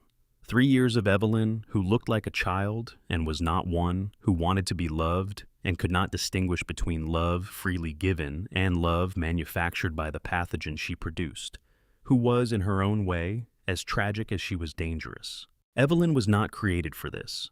She was created to be a weapon, engineered from infancy, trained through the years of her accelerated development to deploy herself in human communities and compromise them, used and directed by the connections with the utilitarian indifference of people who have decided that some lives are instruments. She had never been a member of a family. She had never been anyone's child in the real sense. What she did to the Baker family was not strategic, in the end. It was the acting out of an emotional need that had been ignored and suppressed, and then, when given the opportunity, expressed itself in the only way she knew how, which was through control. She wanted a mother. She wanted a grandmother. She wanted to sit at a table and have people be glad she was there, not because she'd infected them with a pathogen that compelled their presence, but because she was theirs and they were hers. She had never understood the difference between creating that situation and earning it. She had never been given the opportunity to learn. When Ethan Winters arrived on the Baker property in 2017, he was looking for his wife Mia, who had been one of Evelyn's caretakers before the shipwreck, a woman who had been carrying secrets that she had not fully shared with the man she married. What Ethan found was the aftermath of 3 years of mold infection, a family that was, in varying degrees, no longer entirely what it had been, and a child sitting somewhere in the dark center of all of it. Jack Baker, in his infected state, retained something of himself, enough that, in certain moments, you could see the man he had been operating somewhere behind the thing the mold had made him. This is perhaps the most disturbing thing about the mold's influence. It did not entirely erase. It overlaid. Jack's protective instincts, his tendency to be the big man who runs things, who keeps order, who enforces the rules of the household, were not erased. They were redirected. The warmth that had once been part of those instincts was largely gone, but the authority remained, and was exercised with a thoroughness that made him one of the most relentless figures in the entire Baker property ordeal. Marguerite's love expressed itself throughout the infection in the language of feeding. She had always fed people. She had always found meaning in the preparation and provision of food, in the domestic act of sustaining people. The mold did not erase this. It translated it. What she fed people now was infected. The love and the harm were indistinguishable from each other, which is perhaps the most insidious thing the mold did to Marguerite Baker. It made her an instrument of damage while keeping alive the emotional template of care. Lucas Baker, as previously noted, related to the infection as an asset rather than a burden. He was clever in ways that his intelligence had always enabled, and the mold had, if anything, amplified his capacity for cruelty without introducing it. He set traps. He ran games. He treated the people who came to the property as puzzles to be solved or toys to be broken. He was, in some respects, the Baker family member who most clearly reveals that the horror of the property was not entirely created by Evelyn. Some of it was always there, waiting. Zoe was the thread of hope that ran through the horror. She helped Ethan. She provided information, components, guidance.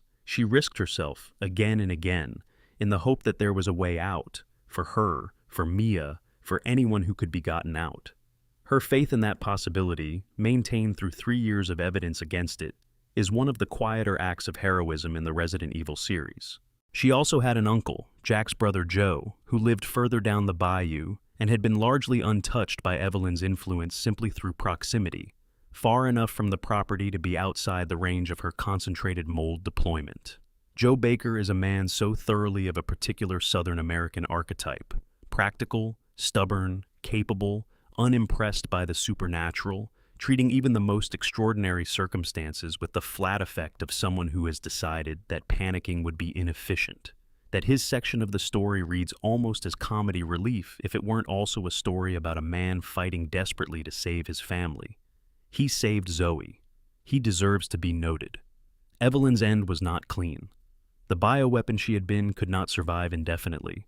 Her engineered body was designed with obsolescence built in, a failsafe that the connections had installed to ensure she could be controlled. She aged rapidly, eventually deteriorating into an elderly form that sat at the heart of the Baker property, while her influence radiated outward. When Ethan finally confronted her, armed with a serum developed from research that multiple people had died to obtain, it was a strange and specific kind of horror. She appeared to him as the grandmother she had perhaps always wanted to be, as the figure of domestic authority and love that the mold had let her imagine she had created, and then she became what she actually was. She was destroyed. And the mold, deprived of its source, began to recede. Not entirely. The Baker property remained a contaminated site, and the family could not simply return to what it had been. But the active influence was gone. What is left of the Baker family, after all of it, is Zoe. Zoe Baker, who spent 3 years inside a horror her family didn't choose and couldn't escape, who held on to her own mind by the thinnest of threads, who helped people she barely knew because helping was the only form of agency she had. She was treated, eventually. She survived. She got out. The Baker story is a story about what love becomes when it is produced under pressure, when it is compelled rather than offered, when the desperate need to be loved is so strong it overrides the fundamental requirement that love must be freely given to mean anything. Evelyn wanted something real. What she made was a simulation that destroyed real people. That is not her fault entirely.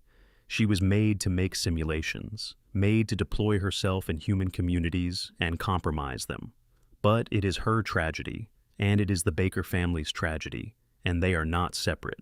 Somewhere in Louisiana, the swamp is quiet again. The property stands, or has been reclaimed by the state, or sits in legal limbo. Zoe Baker is somewhere, living a life that is hers, carrying the memory of what happened to her family with whatever peace she has been able to find. She got out. She got to go. Section 8. The Winters family. The dead man, his wife, and their impossible daughter. Ethan Winters is, by the metrics of this world, unremarkable. That is meant as neither insult nor dismissal. It is simply a statement of what is true at the beginning of his story. He is not a soldier, not a scientist, not a member of any organization dedicated to the investigation or prevention of biological terror. He works in the technology sector, apparently, software, systems, something modern and ordinary and unheroic. He loves his wife. He is the kind of man who, in another life, in different circumstances, would have lived his entire life without encountering anything more dangerous than the ordinary hazards of being human, which are considerable on their own. He did not get another life. His wife, Mia, was not entirely what she appeared to be when they met. This is the kind of statement that sounds like accusation, and it is not meant to be. The reality is more complicated than that, more human. Mia had worked, before her relationship with Ethan became serious, as an operative for an organization called The Connections. Not a combat operative, not an intelligence analyst, a handler, specifically a handler for Evelyn. She had accompanied the E-Series bioweapon as a caretaker, had built something that may have functioned like a relationship with the child-shaped weapon, and had been on the tanker when it went down. She had survived the wreck. She had been found by the Bakers. She had been infected. She had also, at some point during the 3 years she spent on the Baker property, reached out to Ethan, somehow sent him a message, somehow told him where she was. The how of this is less important than the what. Ethan received it, and he went. This is the first act of heroism we observe from Ethan Winters, and it is accomplished without any of the institutional support or tactical training that characterizes the heroism of people like Chris Redfield. Ethan went to a place where his wife might be because his wife might be there. That is the whole of it. That is enough. What happened in the Baker house was extraordinary. What happened to Ethan in the Baker house was specifically extraordinary. He lost a hand, had it reattached, sustained injuries throughout the encounter that would have killed a person without access to immediate surgical intervention, and did not die. He did not die in ways that, in retrospect, required explanation. He recovered Mia. He confronted Eveline. He survived. He brought Mia out. But the events of 2017 in Louisiana did not end there. They couldn't. Mia was carrying mold in her system, had been carrying it since the Baker property, had not disclosed the full extent of her infection or her history to Ethan, who was, understandably, not asking questions he might not want answered in the relief of having his wife back. They tried to build a life. They had a child, Rosemary Winters, born in what appeared to be the ordinary way, in the ordinary miracle way that children are born, on the 2nd of August, 2020. She was not ordinary. She could not be, given what her parents carried.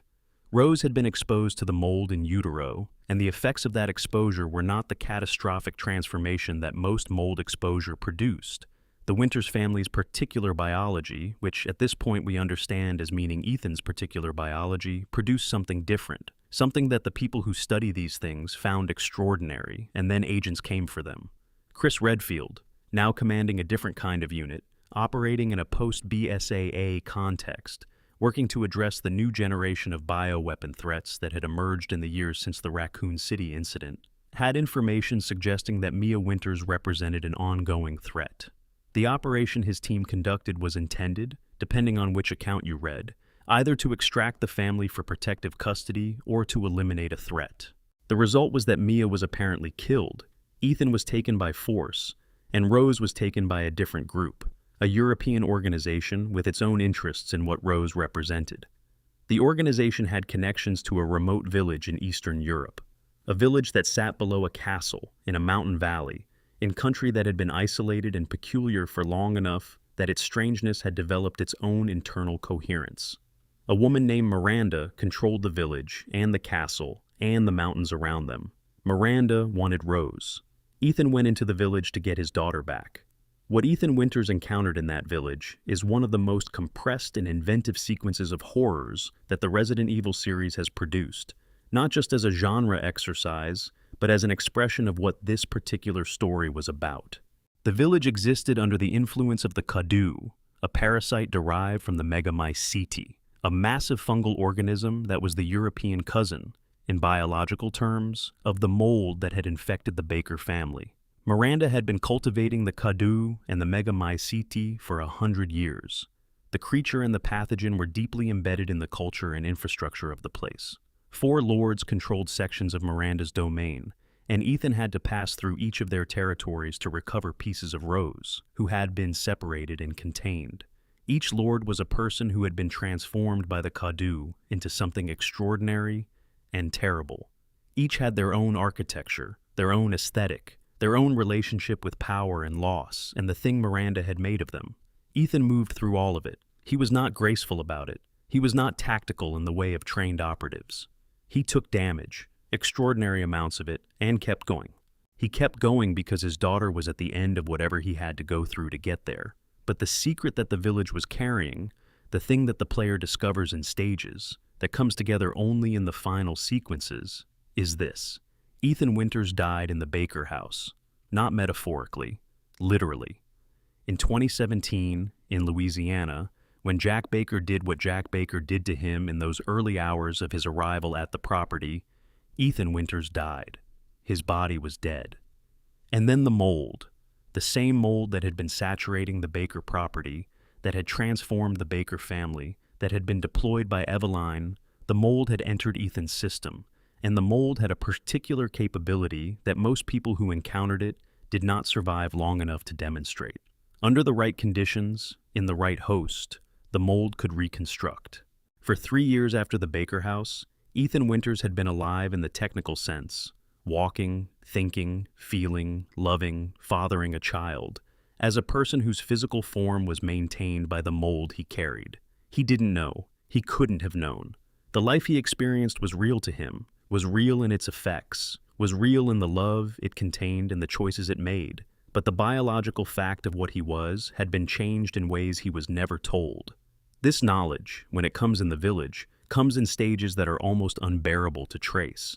Because Ethan does not stop, he does not have the luxury of stopping. His daughter is still somewhere in the castle. Rose is still the point of this. He continues. Miranda had her own plans for Rose, which we will discuss in a later section when we come to Miranda's story in full. What matters here is that Ethan's final act in the village, the sacrifice he makes to destroy the Megamycete and protect Rose, it is not the sacrifice of an ordinary person choosing to give up their life. It is the sacrifice of someone who has understood what he is, accepted it, and chose to use it on behalf of his daughter. He is absorbed by the Megamycete. He is gone. Rose Winters survived. She was taken in eventually by Chris Redfield, who was, it must be noted, the man who had conducted the operation that started this particular chain of events, and who carries that weight visibly in how he treats the child afterward. Rose grew up with Chris's organization in some capacity, and the years between the village and the early 2030s, when we briefly glimpse her as a teenager, compressed a decade of trauma and adaptation into a person who carries herself with the combination of capability and barely managed difficulty that is the signature of people who grew up inside extraordinary circumstances they didn't choose.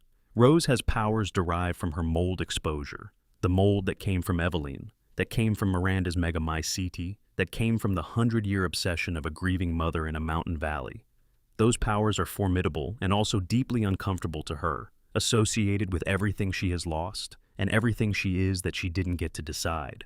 She works for Chris's organization. She is effective. She is also, in quiet moments, just a girl who wants to understand what happened to her father. The answer to that question, in the version of it she finally gets, is that her father was extraordinary in exactly the ways that ordinary people sometimes are, not through enhancement or training or institutional backing, but through the simple refusal to stop loving someone regardless of what that love required of him. Ethan Winters is gone. Rose is here. The Winters family continues in one person, carrying her parents' secrets and her own impossible biology, moving through a world that is still too full of the things that killed her father. She keeps going. She is a Winters. There is no other option she's willing to consider. Section 6, Extended. The long shadow of Nest. There is one aspect of the Birkin family's story that deserves its own careful examination, because it extends beyond the immediate narrative of Raccoon City into something that shaped the global institutional response to biological terror for the following 2 decades. And that aspect is the Nest laboratory itself, and what it represented as a piece of infrastructure. Nest, the no-existing standard technology underground research facility, was built beneath Raccoon City in the years following the establishment of the Spencer Mansion's ArcLi research operations.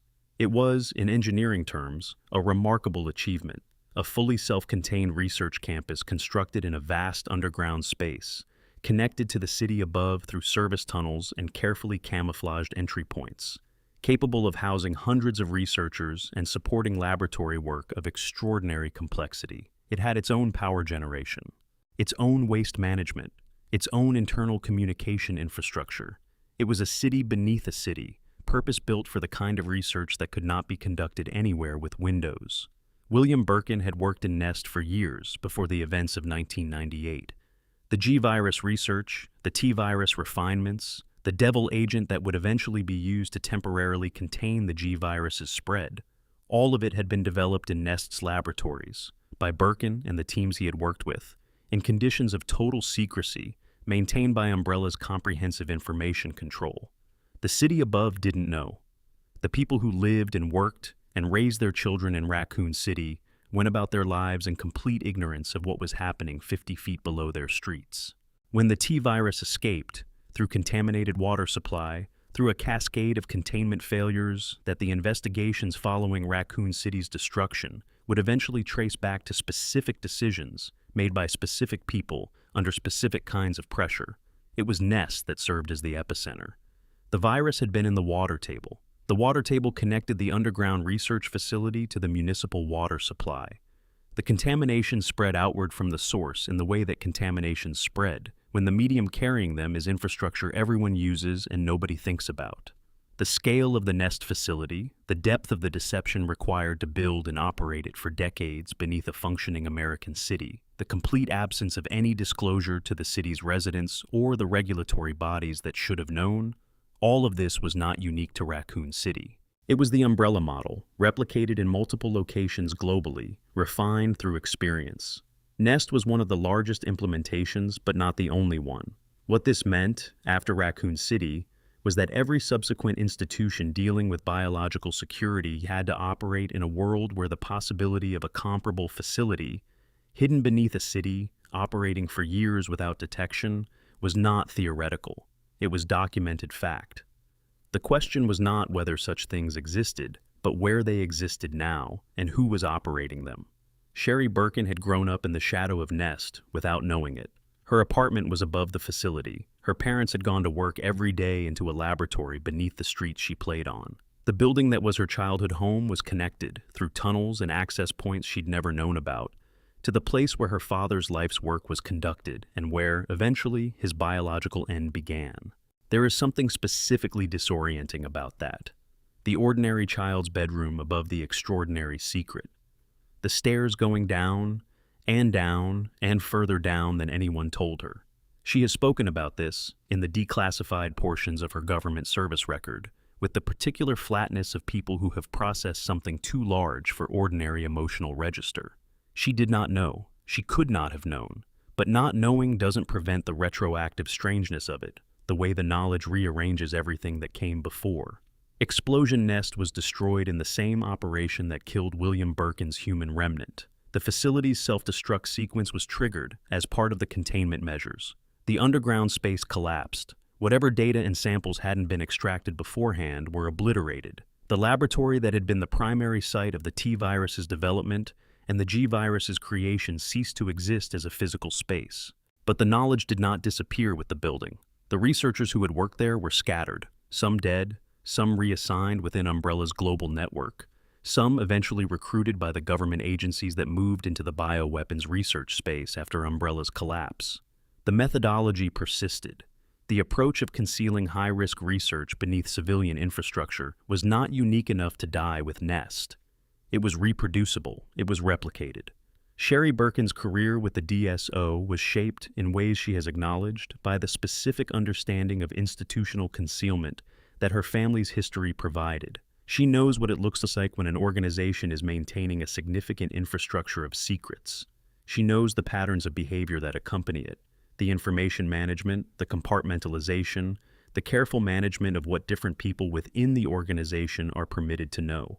She developed, partly from personal experience and partly from professional training, an ability to read those patterns that made her extremely effective at the specific work of finding things that organizations were trying to keep hidden. There is a justice in that, of a kind.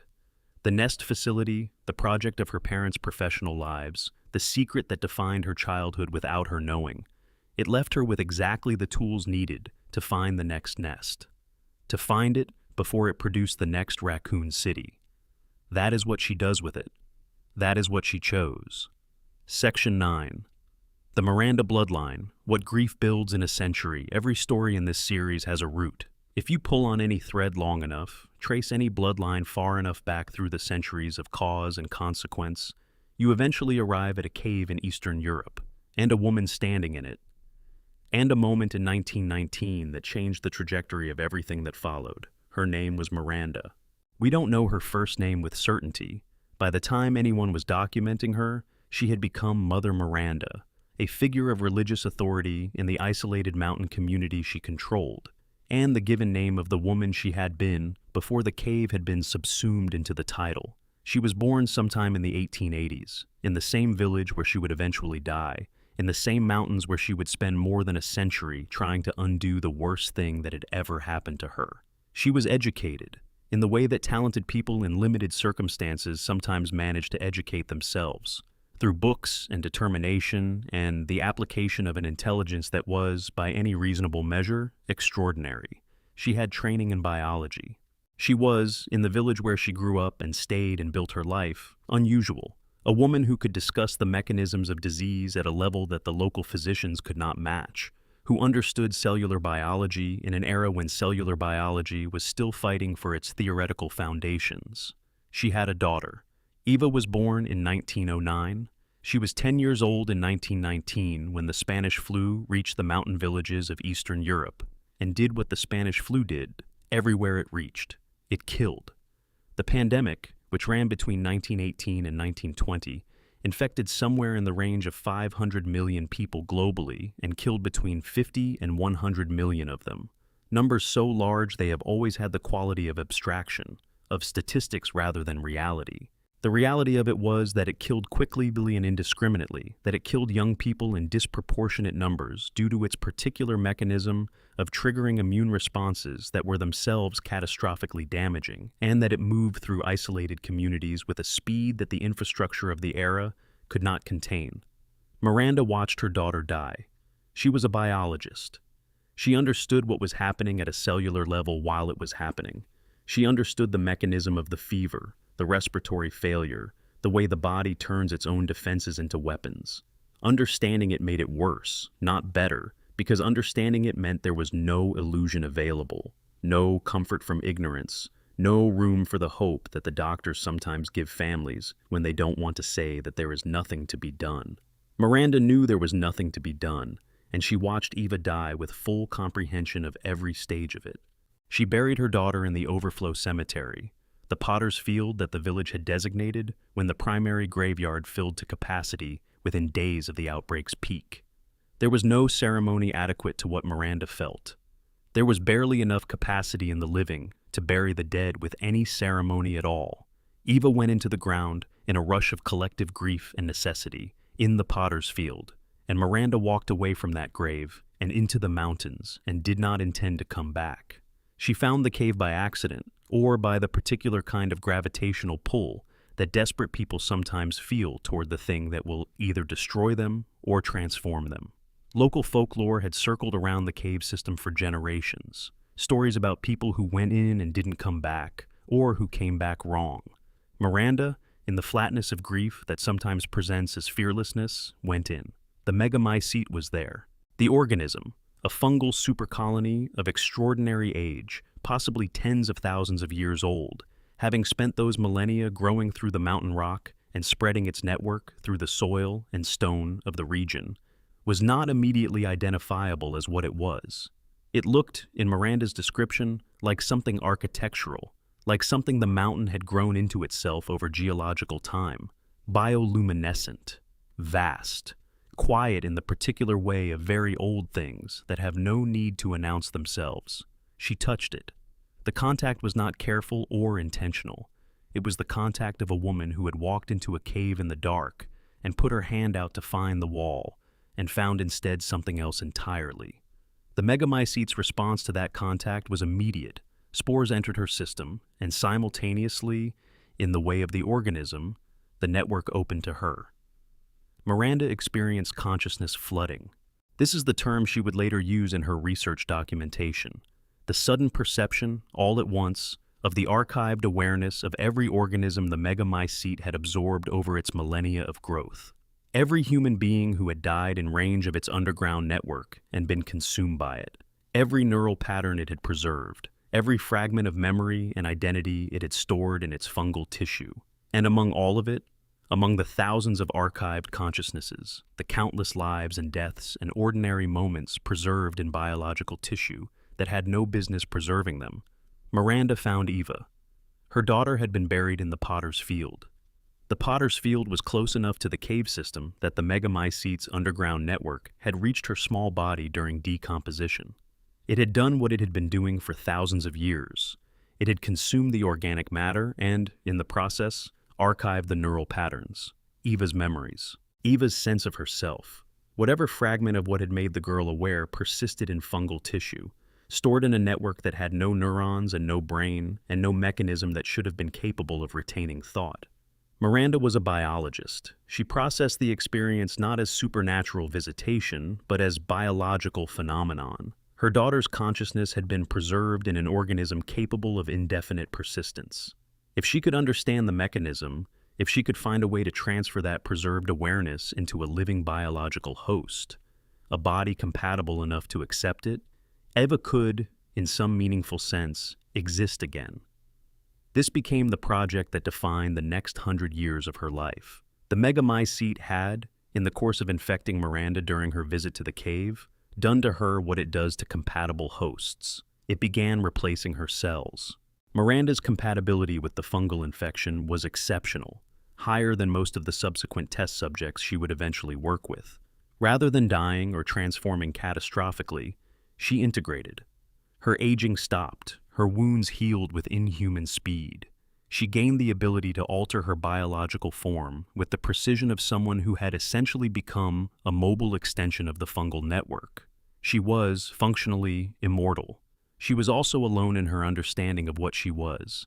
In a village that had no framework for it, she constructed one, the Black God, the divine entity dwelling beneath the mountain, whose contact granted gifts to the worthy and punishment to the unworthy. The mythology she built around the megamycete was not entirely cynical. There is evidence that Miranda genuinely believed, in some compartment of her thinking, that the organism was something close to divine, but the mythology was also functional. It made the village's population malleable. It made them willing, when Miranda asked them to receive her gifts, to accept them without the skepticism that rational scientific understanding would have produced. It made the failures, the transformations, the lichens, the mutations that produce something incompatible with human community, interpretable as divine judgment rather than experimental error. She developed the Kadu from organisms she had cultivated and exposed to the megamycete's influence. The Kadu was a parasite, derived from nematode worms whose exposure to the fungal network had integrated mold cells into their biological structure that could be surgically implanted in a host and would initiate a controlled version of the megamycete's cellular replacement process. The hope was that controlled introduction would produce more stable results than the direct exposure that had produced the first generation of lichens. Most subjects died. Their immune systems recognized the parasite's cellular machinery as foreign and mounted responses that, in destroying the infection, also destroyed the host. Others survived the initial integration, but underwent transformations so severe that their cognitive function deteriorated along with their physical form. The lichens that populated the ruins of an old fortress above the village were the accumulated failures of Miranda's century of experimentation. People who had survived the Kadu's introduction, but lost their essential personhood in the process, who retained fragments of their former awareness in degraded animal form. Miranda cataloged them and moved on. The four lords were the best results she ever achieved. Alcina Dimitrescu, Salvatore Moreau, Donna Beneviento, Carl Heisenberg, four individuals whose particular biology had produced unusual responses to the Kadu, who retained their cognitive function while developing capabilities that were genuinely extraordinary. None of them had asked for this. All of them had come to Miranda under circumstances that made consent complicated. Need, desperation, illness, the weight of the cult's authority over their lives. The gifts they had received were real. The costs were also real. And Miranda's assessment of all four of them was ultimately that none of them were suitable. Dimitrescu's blood pathology had worsened rather than resolved. Her need for human blood to sustain her infection was a dependency that made her unsuitable as a vessel for a 10-year-old girl's consciousness. Moreau's mutations had been too severe and too cognitively damaging. Beneviento's pre-existing psychiatric conditions had been amplified, not resolved. Heisenberg, brilliant, magnetic, aware of what Miranda was doing in ways the others were not, had developed organs that made him physiologically incompatible with the transfer Miranda envisioned. She continued working. She continued the village's isolation, its religious framing, its careful management of information flow. In the 1950s, she taught a British medical student named Spencer, who had stumbled into her territory because she was lonely for intellectual engagement, and because Spencer asked the right questions, and because she could not have predicted what he would do with what he learned. She shared her research with him because sharing it felt in the moment, like giving rather than endangering. She could not know that Spencer would build an empire from what she told him, that the methodology she had developed in a cave laboratory would be industrialized and deployed on a global scale, that the bioweapons of the following 7 decades were downstream of her work on the Megamycete. She kept searching for the vessel. When news reached her, through the surveillance networks she maintained through intermediaries, of a child born to 2 mold-infected parents in Eastern Europe, a child whose cellular composition was fungal from conception, who had never had a baseline of human biology to be overwritten, Miranda understood what she was hearing. She had waited 100 years for exactly this. Rose Winters was not an experiment. She was the answer. The plan she executed in 2021, the abduction, the dismemberment of Rose's body into 4 parts distributed across the Lord's domains, the use of Ethan as an instrument to clear those domains of complications, was the product of a century's worth of preparation and a century's worth of grief that had never once been allowed to rest. Miranda was not, by this point, thinking about the ethics of what she was doing. She had stopped thinking about the ethics of what she was doing, somewhere in the middle of the 20th century, when the experiments had become routine enough that the moral weight of each individual choice had accumulated into something she could no longer feel the edges of. She was thinking about Eva. She had been thinking about Eva since 1919. For over 100 years, she had gotten up every morning and worked toward a single goal, and she had never let herself grieve properly, never allowed herself to accept the loss, never made peace with the fact that sometimes death is death and love cannot change that. She had turned her grief into a project, and she had worked the project with the dedication and the tunnel vision and the comprehensive moral blindness of someone who has decided that the end is sufficient justification for absolutely anything the means require. She failed. Ethan Winters, who had every reason to have nothing left, who was dying by degrees as his mold-based body structure deteriorated, killed her. The Megamycete was destroyed. Eva's archived consciousness, preserved for over a century in fungal tissue, intact and waiting, was obliterated along with everything else. Miranda died not knowing whether what she had been doing for 100 years had been love, or something that love had become when it was deprived of the thing it loved for too long and left in the dark to find its own shape. She died without what she had been working toward. She died as one of the most accomplished and most catastrophically harmful scientists of the modern era, responsible through her research and through her teaching for a chain of consequences that included the deaths of hundreds of thousands of people. She also died as a mother who had lost her child and never found a way to stop reaching for her. Both things are true. They don't cancel each other out. They coexist in the Miranda story in a way that makes her one of the most genuinely complex figures in the entire Resident Evil universe. Not a cartoon villain, not a misguided hero, but something more uncomfortable than either. A person of enormous capability and genuine love, who let that love become a reason to stop treating other people's lives as having value. The Miranda line ends with her. There are no descendants, no heirs. The village is gone. The Megamycete is destroyed. The research, scattered to the wind when the installation collapsed, may persist in fragments, in whatever umbrella-adjacent researchers managed to obtain samples, in whatever classified archives survive the geopolitical chaos of the 2000s. Eva never came back. Miranda never came home. The cave is silent. Section 10. The Valentine Legacy. The woman who should not have survived. Jill Valentine is one of those people whose existence reads, in retrospect, like the product of a very specific combination of circumstances, the kind of combination that is almost impossible to design deliberately, and that, when it occurs naturally, produces someone who operates at a level that most people in their field can recognize but not fully account for. She was born in 1974. Her father was a French thief, a career criminal whose particular skills lay in the delicate end of larceny, locks, safes, the mechanisms by which secured spaces keep the things inside them secured.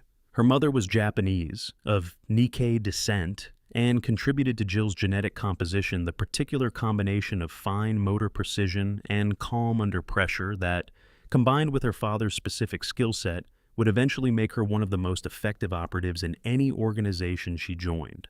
She was trained at some point by Delta Force, the U.S. Army's elite counterterrorism unit, the kind of training that produces people who can function in environments designed to break everyone else. Delta Force training is not kind. It is comprehensive and demanding, and specifically designed to find the limits of whatever the trainee has and push past them, and then further past them.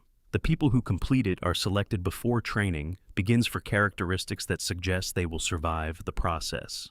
Jill survived. She excelled.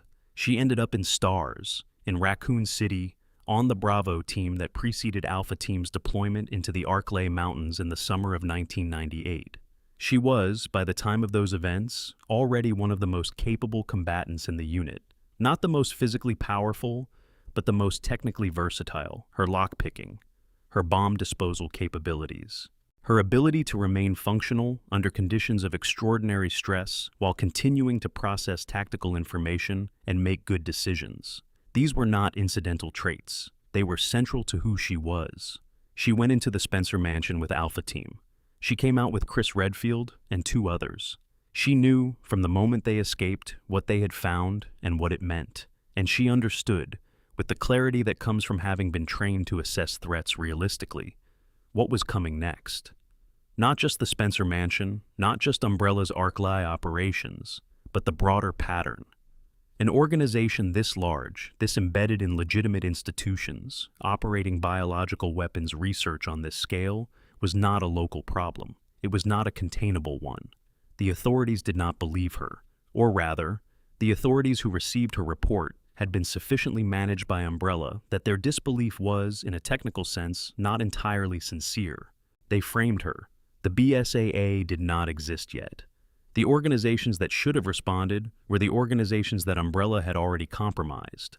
Jill was left holding evidence that nobody with institutional power wanted to receive. She and Chris went separate ways for a while, Chris to Europe to dig into Umbrella's broader operations, Jill to Raccoon City, where she continued working to expose what she knew. She was still in Raccoon City in September of 1998 when the outbreak began. What Jill Valentine did in Raccoon City during those weeks has been documented in detail that exceeds what any single person's experience should be able to produce and still leave that person functional at the end. The T-virus outbreak transformed the city's population with a speed that military planners and public health officials had not prepared for, because nothing in prior experience had suggested that a city could fall this quickly, that the ordinary infrastructure of daily life could be repurposed this efficiently into the infrastructure of a disaster. Raccoon City fell. Jill moved through it.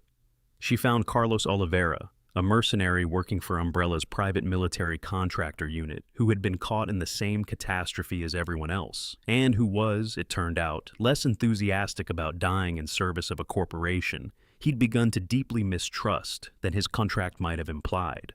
They worked together. They survived things that should not have been survivable.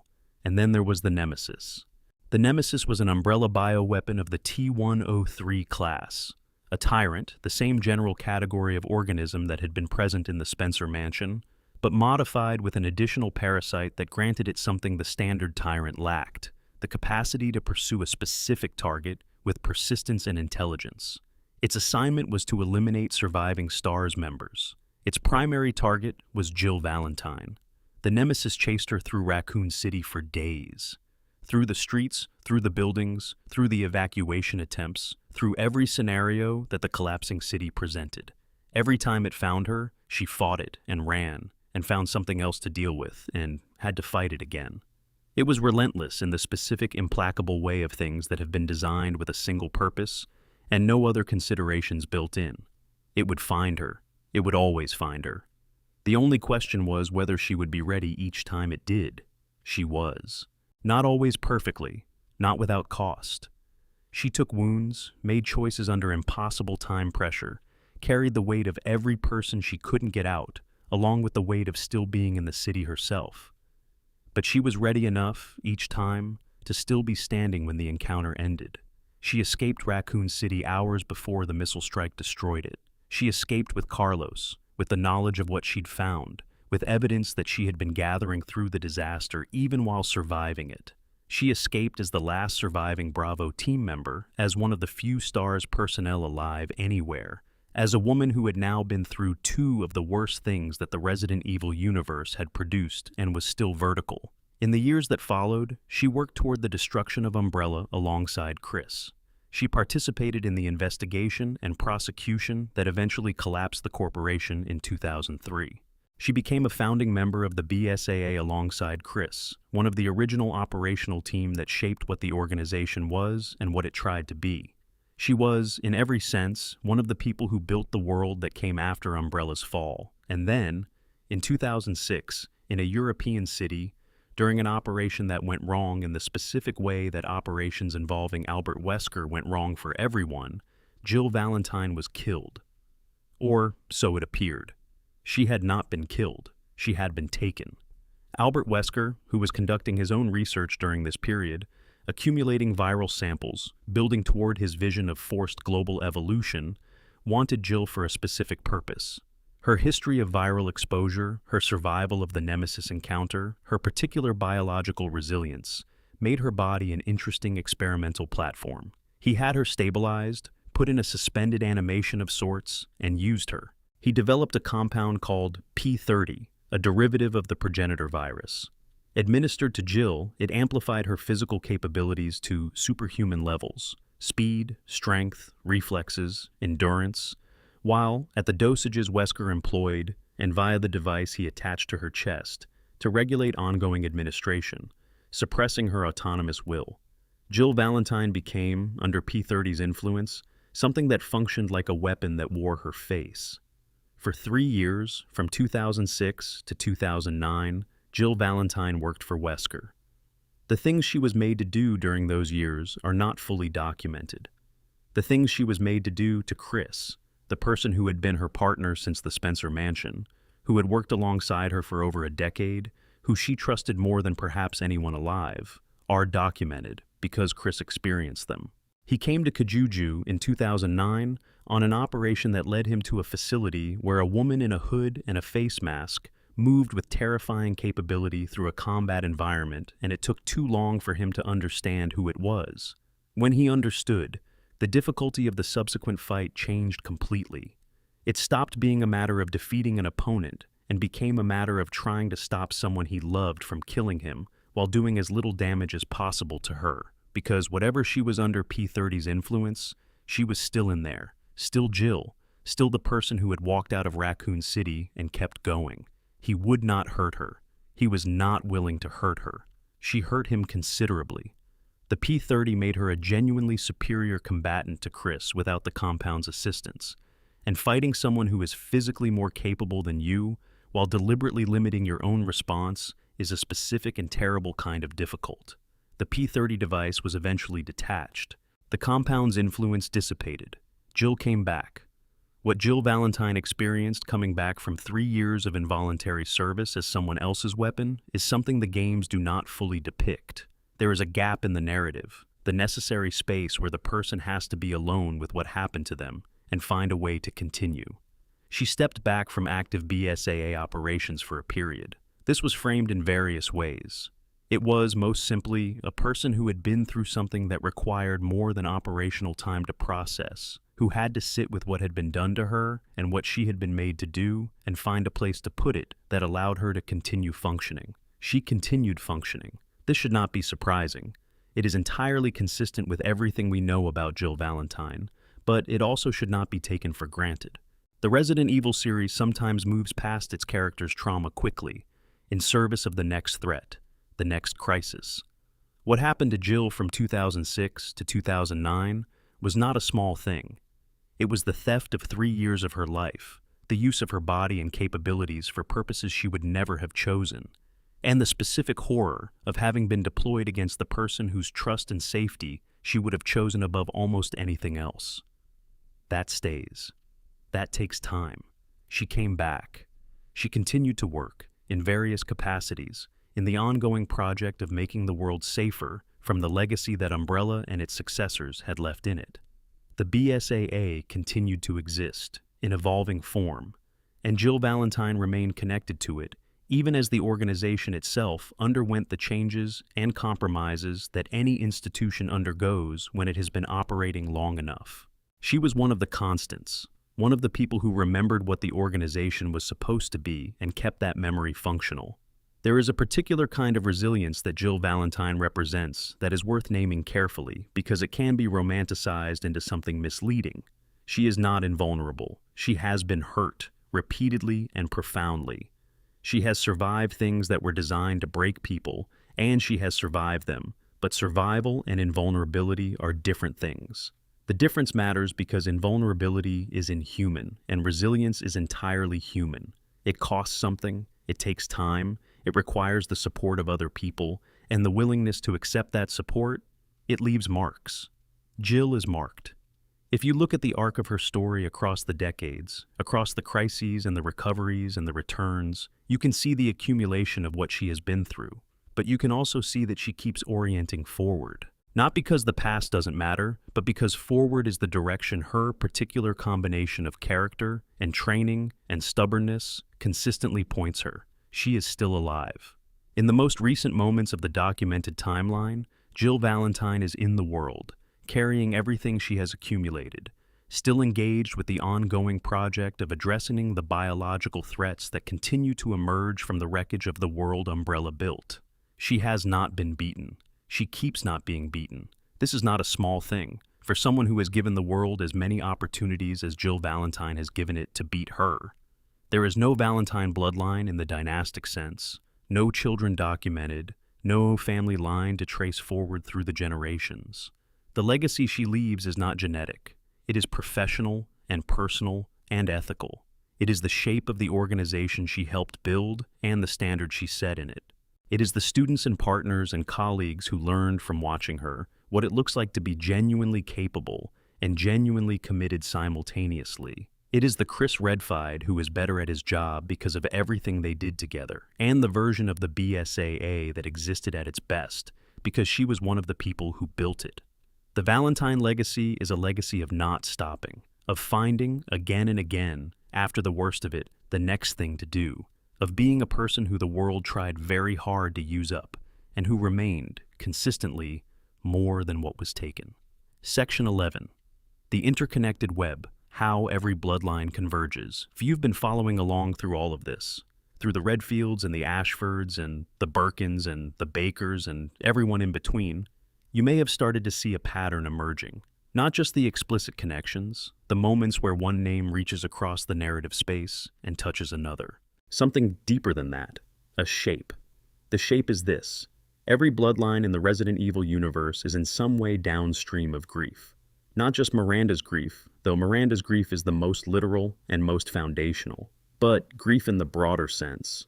The grief of people who could not accept limitation, who could not live within the ordinary boundaries of what is possible, who looked at the irreversibility of death or the inadequacy of ordinary human capability and decided that science was the instrument by which those boundaries could be moved. Spencer grieved, in his way, for a version of humanity that didn't exist and that he believed he could build. The Ashfords grieved for the genius their dynasty had lost. Birkin, in the final analysis, grieved for his own life's work in the moment of its theft, and responded to that grief by injecting himself with the thing he had built. Even Wesker grieved, though the thing he was mourning is harder to name. Perhaps the person he might have been if Spencer had not gotten to him first. Perhaps the ordinary life that was never available to him. Perhaps just the possibility of being something other than what the project had made him. Grief weaponized through science. That is the engine. That is what the Resident Evil universe is, at its most fundamental level, about. And the families, the bloodlines, are the thing that grief acts through and on and against. Because what do people do when they are trying to push against the boundaries of what is possible? They use people. They use people in laboratories, in breeding programs, in foster care arrangements designed to produce subjects rather than children, in families that were never families in the true sense, but were rather configurations of human beings organized for experimental purpose. And sometimes they use the people they love most. That is the specific horror of Miranda's story. She was not using strangers. She was trying to recover the one person she loved absolutely, and in the process of trying to recover that person, she used everyone else as if they were strangers, as if their lives were raw material for her project. The love she was trying to express through the project became the thing that made the project monstrous. Let us trace some of the connections explicitly, because there is genuine value in seeing them laid out. Spencer taught Miranda's methodology to a student who had stumbled into his territory in the mountains of Eastern Europe in the 1950s. That student was Oswell Spencer. Spencer took that methodology back to England, combined it with the work of Marcus and Ashford, and built Umbrella. Umbrella's research produced the T-virus. The T-virus, in its escape from Arklay Laboratory and then from the Nest facility beneath Raccoon City, produced the catastrophe of 1998 that killed tens of thousands of people, destroyed an American city, and shaped the careers and lives of Chris Redfield, Claire Redfield, Jill Valentine, Leon Kennedy, and Sherry Birkin, all of whom would go on to spend decades dealing with the consequences of that one contamination event. Umbrella's collapse in the early 2000s left a vacuum in the bioweapons market. The organizations that moved into that vacuum, Tricell, The Connections, various independent actors with access to Umbrella's scattered research, were not building from nothing. They were building from Umbrella's foundation, from the scientific work that Marcus and Birkin and Wesker had produced, from the research methodology that Spencer had industrialized from Miranda's cave science. The Connections built Evelyn. Eveline was a mold-based bioweapon, which means Evelyn was, at the root of the chain, downstream of Miranda's megamycete.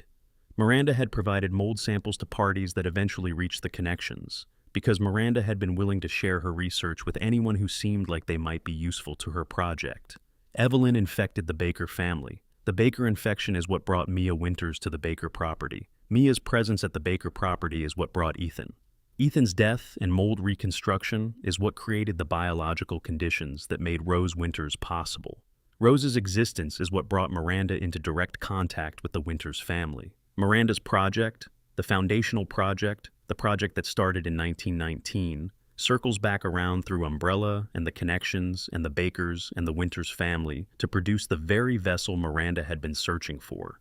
The universe, in some bleak narrative logic, gave Miranda exactly what she wanted, and then took it away through the agency of a dead man who was Ulstafather, which is perhaps the most precisely cruel resolution possible. The Redfield siblings are woven through almost every major thread. Chris was there at the Spencer mansion, at the beginning. He was there in Raccoon City's aftermath, in Antarctica with the Ashfords, in West Africa for the Wesker confrontation, in Kijuju for the P-30 operation, in Europe for Wesker's death, in Eastern Europe for the events of Village. He is the closest thing the Resident Evil universe has to a continuous witness, a person who was present at enough of the pivotal moments that his career functions almost as a connective tissue between the discrete catastrophes. Claire is there too, at Raccoon City, and with the Ashfords, and in the humanitarian aftermath of events that Chris sometimes only sees the acute phase of. Jill Valentine is connected at the base level. The Spencer mansion, which she and Chris survived together, is the foundation from which almost everything else in the series radiates. Without the Spencer mansion's exposure, there is no STARS vindication, no public knowledge of Umbrella's activities, no basis for the BSAA's founding. The thing Jill and Chris found in the Arklay Mountains in the summer of 1998 was the thread that, when pulled, unraveled the entire apparatus eventually. The Birkin family connects Raccoon City to the government response to it. Sherry's survival and subsequent custody by federal agencies shaped the institutional understanding of viral exposure and hybrid biology that would inform policy in the following decades. The G-virus data that Birkin died for, that Umbrella sent Hunk's team to retrieve, that triggered the cascade of events leading to Raccoon City's destruction, that data survived, in fragments, and was used. By whom and for what purposes are threads that continue further into the story than we have fully mapped. The Trevor family connects the architectural history of Umbrella to its present. The Spencer mansion itself, built by George Trevor, is the site where Chris and Jill found everything. Without the mansion, without George Trevor's specific skill in concealed architecture, the laboratory beneath it would not have existed in the form it did. The Trevors are invisible in the official history, unacknowledged, but they are load-bearing. Their tragedy underwrites the entire structure. Alex Wesker, through the consciousness transfer she attempted and the implications of what she left behind, touches the questions about identity and continuity that run through the Miranda/Winters arc. The question of what makes a person when their biological substrate has been altered or transferred or replaced. Albert Wesker's death at Chris's hands closed one chapter of that question, while Jake Muller's existence opened another. The Wesker lineage, in Jake, becomes something oriented toward protection rather than domination, which is the closest thing to redemptive arc that the name receives. And then there is the question of what comes next, because the pattern does not stop. The institutions that arose to fight Umbrella's legacy have themselves begun to show signs of the same corruption, the same drift from purpose toward expedience, the same willingness to use biological capabilities as weapons when the tactical situation seems to require it.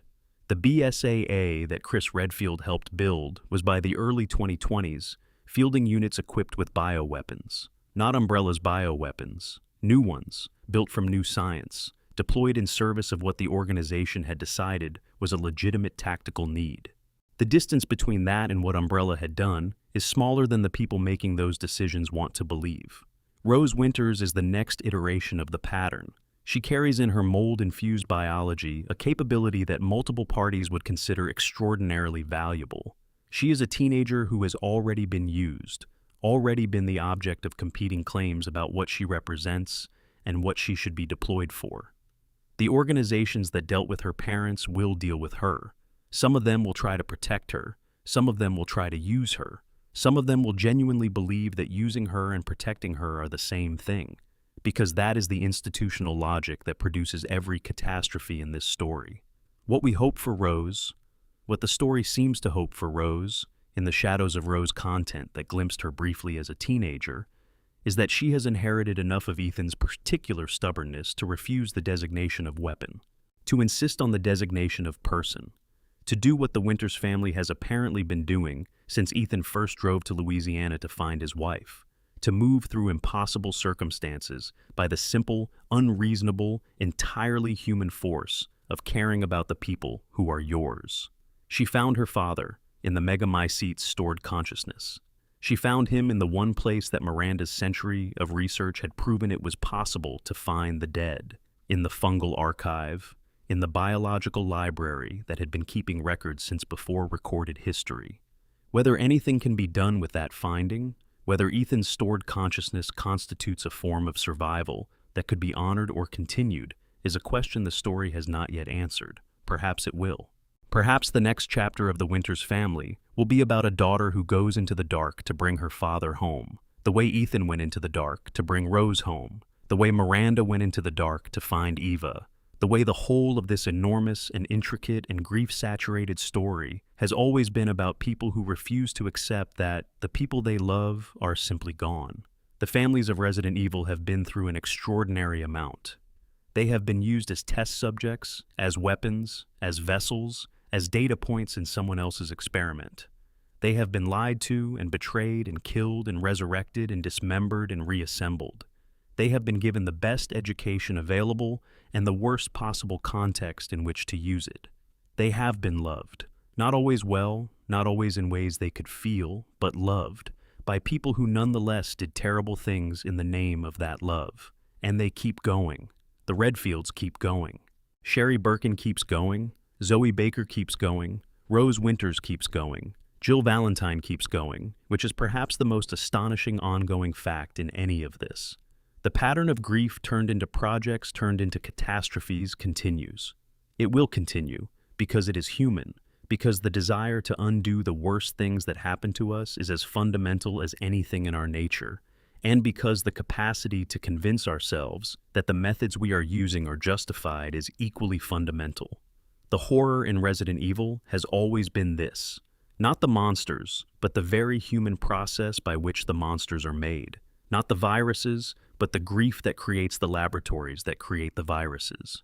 Not the destruction, but the love that, deprived of its object, finds destruction as a substitute. The families are all of this at once. They are the people who were used and the people who did the using. They are the casualties and the survivors, and sometimes, in the most complicated cases, they are both simultaneously. They are people who deserved better, most of them, than the world they were born into, or brought into, or built for themselves. A world where caring about someone can be enough to make you move through things that should have killed you, and where that same caring in the wrong hands, in the wrong grief, can burn whole cities down. Take care of the people who are yours. That is the lesson the families of Resident Evil offer, in aggregate, after everything. Not as a simple instruction, they demonstrate how easily that care becomes something else, how quickly love's architecture can be repurposed, how the same emotional foundation that produces heroism can produce catastrophe if the wrong decisions are made about method. Take care of the people who are yours. Check sometimes whether the things you are doing in the name of that care are actually caring things. Check whether the path you're on has turned, without your noticing, from one that protects the people you love into one that requires the destruction of someone else's. It is easy to miss the moment when that turn happens. Every person in this story, every single one, believed at some point that they were doing the right thing. That is what makes it horror rather than simple villainy. The most dangerous people in the Resident Evil universe are not the ones who wanted to do harm. They are the ones who wanted something good and stopped checking their methods. Stay with the good thing. Keep checking the methods. And whatever you're carrying with you tonight, whatever weight brought you here, to this quiet hour, know that carrying it forward is enough. The Redfields carried it forward. So did the Birkins, in their best moments. So did Zoe Baker, in the swamp, in the years after. So did Ethan Winters, who was made of something that shouldn't have been alive, and loved his daughter anyway until the very last. That's where we leave the Bloodlines tonight. In motion, in grief, in the ongoing project of going forward through the things that have already happened. In the particular quiet of stories that are still being told. If this journey through the families of Resident Evil has been worth your time tonight, if it gave you something to think about, or something to rest into, or just good company for a few hours, I would genuinely appreciate you hitting that like button and subscribing so you don't miss where we go next. There are more families, more bloodlines, more threads to pull on in this universe, and I want to be able to bring those stories to you. Leave a comment if you wanted to share what this franchise means to you, or which family hit hardest, or what story you want to trace next. I read them. Thank you for being here. Sleep well. Sleep. The monsters are fictional. Good night. Coda.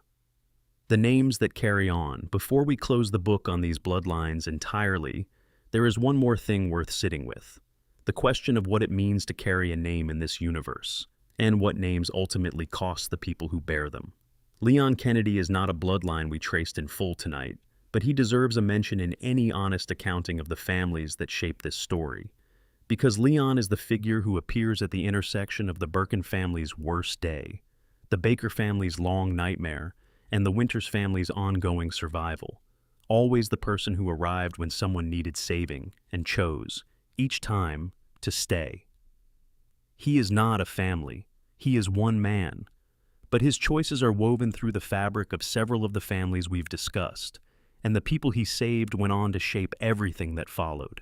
Rebecca Chambers, the medic from Bravo team, who survived the Arkley Mountains at 18 years old, and whose story has been largely told in fragments and background details. She built a career in biological research and counter-bioterrorism with the same quiet competence she demonstrated at 18, when she was the youngest member of STARS and found herself in circumstances that would have been extraordinary for someone twice her age.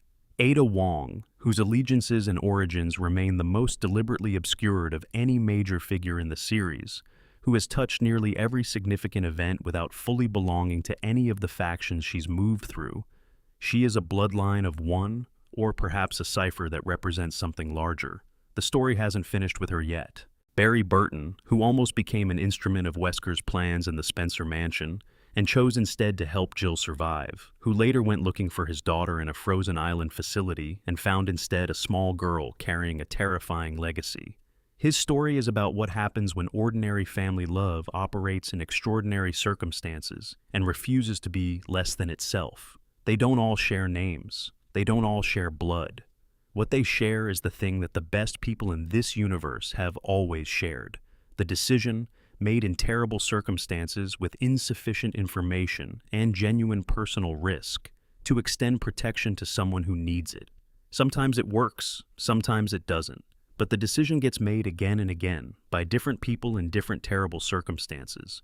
which suggests that the decision is something native to people who haven't been entirely erased by the machinery. The bloodlines of Resident Evil are not, in the end, about genetics. They are about inheritance in the broader sense. What gets passed from one person to the next, what habits of mind and action persist through contact and influence and example, what the people who came before teach the people who come after about what it looks like to behave well when behaving well is difficult. The Redfields taught a generation of BSAA operatives what it looks like to refuse the easy option. Sherry Birkin is teaching a generation of DSO analysts how to see what institutions are hiding. Jake Muller is, in whatever capacity he continues to operate, demonstrating that the worst possible origin story does not determine the final shape of a person. Rose Winters is still figuring out what she's teaching, which is appropriate. She's still quite young, and there is presumably time. These are the bloodlines. This is what they cost, and what they carry, and what they pass along. The monsters are in the past. The people are still here. That matters. It might be the only thing that does. A final note on time. One of the things that makes the Resident Evil universe feel heavier than most fictional worlds of comparable scale is the time. The sheer amount of time that has elapsed inside the story. The decades that accumulate between the founding of Umbrella and the events of Village, between the Spanish flu of 1919 and the mountain village of 2021, between the teenager who walked into a cave in grief and the woman who died trying to bring her daughter home 102 years later. Most fictional universes compress time. They keep their characters young, keep the action dense, keep the temporal scale manageable. Resident Evil does the opposite. It lets time pass. It lets the consequences of early choices ripple forward for decades. It lets Spencer build his empire and watch it collapse. It lets Miranda spend a century in incremental failure. It lets Chris Redfield age from a young man in the Spencer mansion to the weathered, battle-scarred figure of the later games, carrying the visible accumulation of everything he has been through. Time in this universe is not a backdrop. It is a force. It is what turns grief into methodology. It is what turns ambition into obsession. It is what turns the ordinary love of a parent for a child into the extraordinary harm that the Miranda story documents. Time is what makes all of this feel real in a way that compressed narratives don't. Because we recognize instinctively that the things people carry do not diminish automatically with the passage of years. They have to be set down deliberately. And when they are not set down, when they are carried for decades, they reshape the person carrying them in ways that are sometimes indistinguishable from damage. The families of Resident Evil are defined by what they carried and how long they carried it. The Ashfords carried the weight of a genius they couldn't reproduce until it destroyed them. Spencer carried his vision of human evolution until it killed him. Miranda carried her daughter's memory until she had spent everything she had and everyone around her in pursuit of something that could not be recovered. The Redfields carry their parents' absence, their city's destruction, their colleagues' deaths, their own close calls, and they carry it forward rather than under. That distinction is everything. You have been carrying tonight too, in whatever quiet way you came here with. Whatever it is, leave it here, in this space between wakefulness and sleep. The stories don't require you to carry it. The families of Resident Evil have carried enough for all of us, in their way. Rest easy.